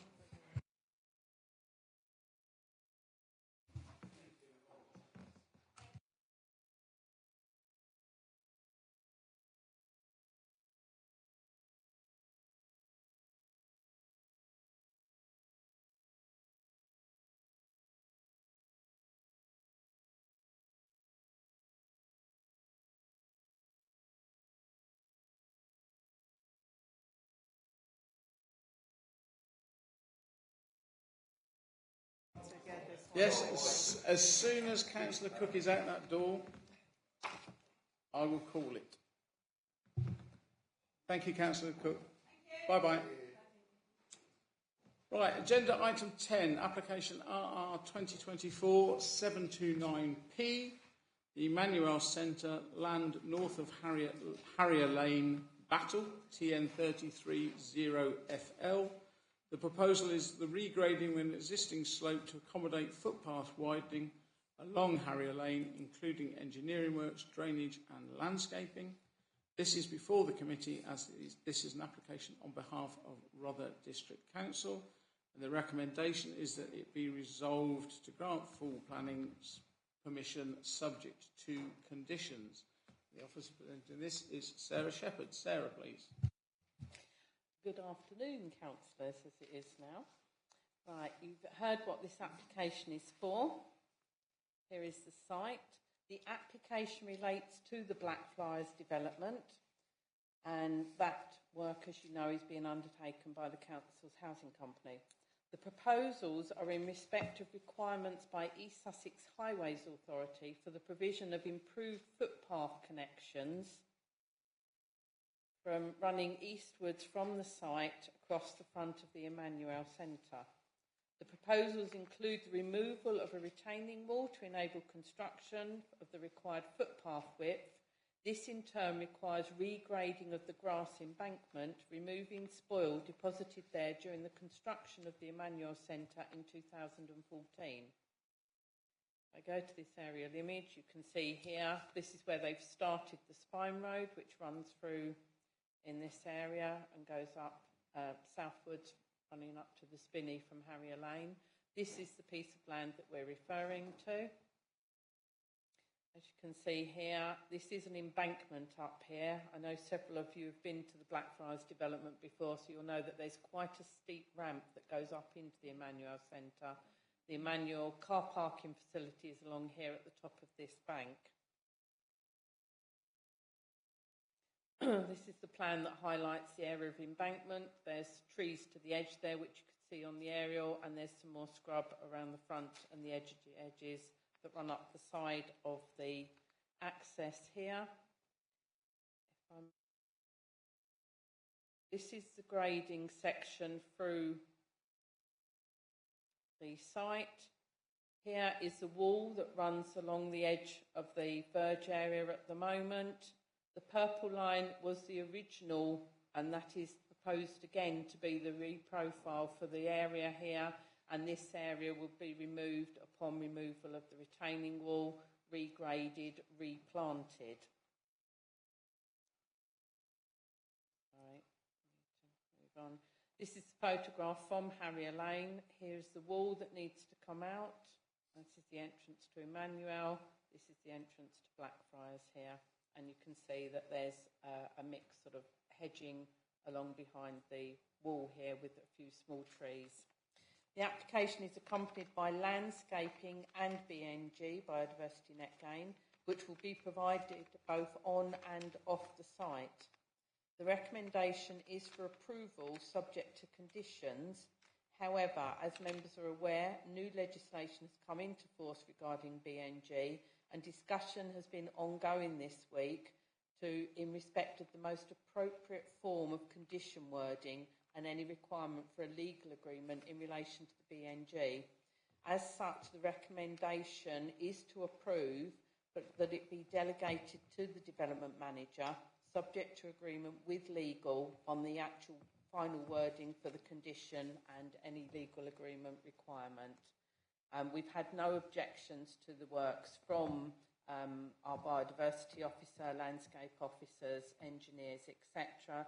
As I say, the highways, you can see where they've already started doing some footpath, but the need to extend it along here means that that wall is in the way, as the footpath is slightly deeper than the depth of the wall there. So, bar agreeing the actual wording for the BND condition, the recommendation still stands for approval. Thank you. I'm just wondering, does that change the wording of the final motion that I have to put in that bit about delegated to? I'll come back to you on that then. Councillor Bayliss. Yes, thank you. I was just wondering why Rother District Council is the applicant here. I was unaware that we owned all that freehold of that, or is it to do with the housing company? It's a requirement in association with the Blackfriars development to improve the footpath connections. So we would be, Rother would be undertaking the works as part of the Blackfriars development. So the housing company would be doing the works, yes, as opposed to yes, Rother District the housing Council. Company, yes. And so this land does it belong to East Sussex County Council, or does it belong to Emmanuel Church? A bit of both.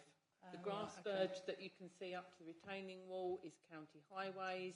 The area behind going up and the embankment that would be regraded, that is part of the Emmanuel Centre's ownership.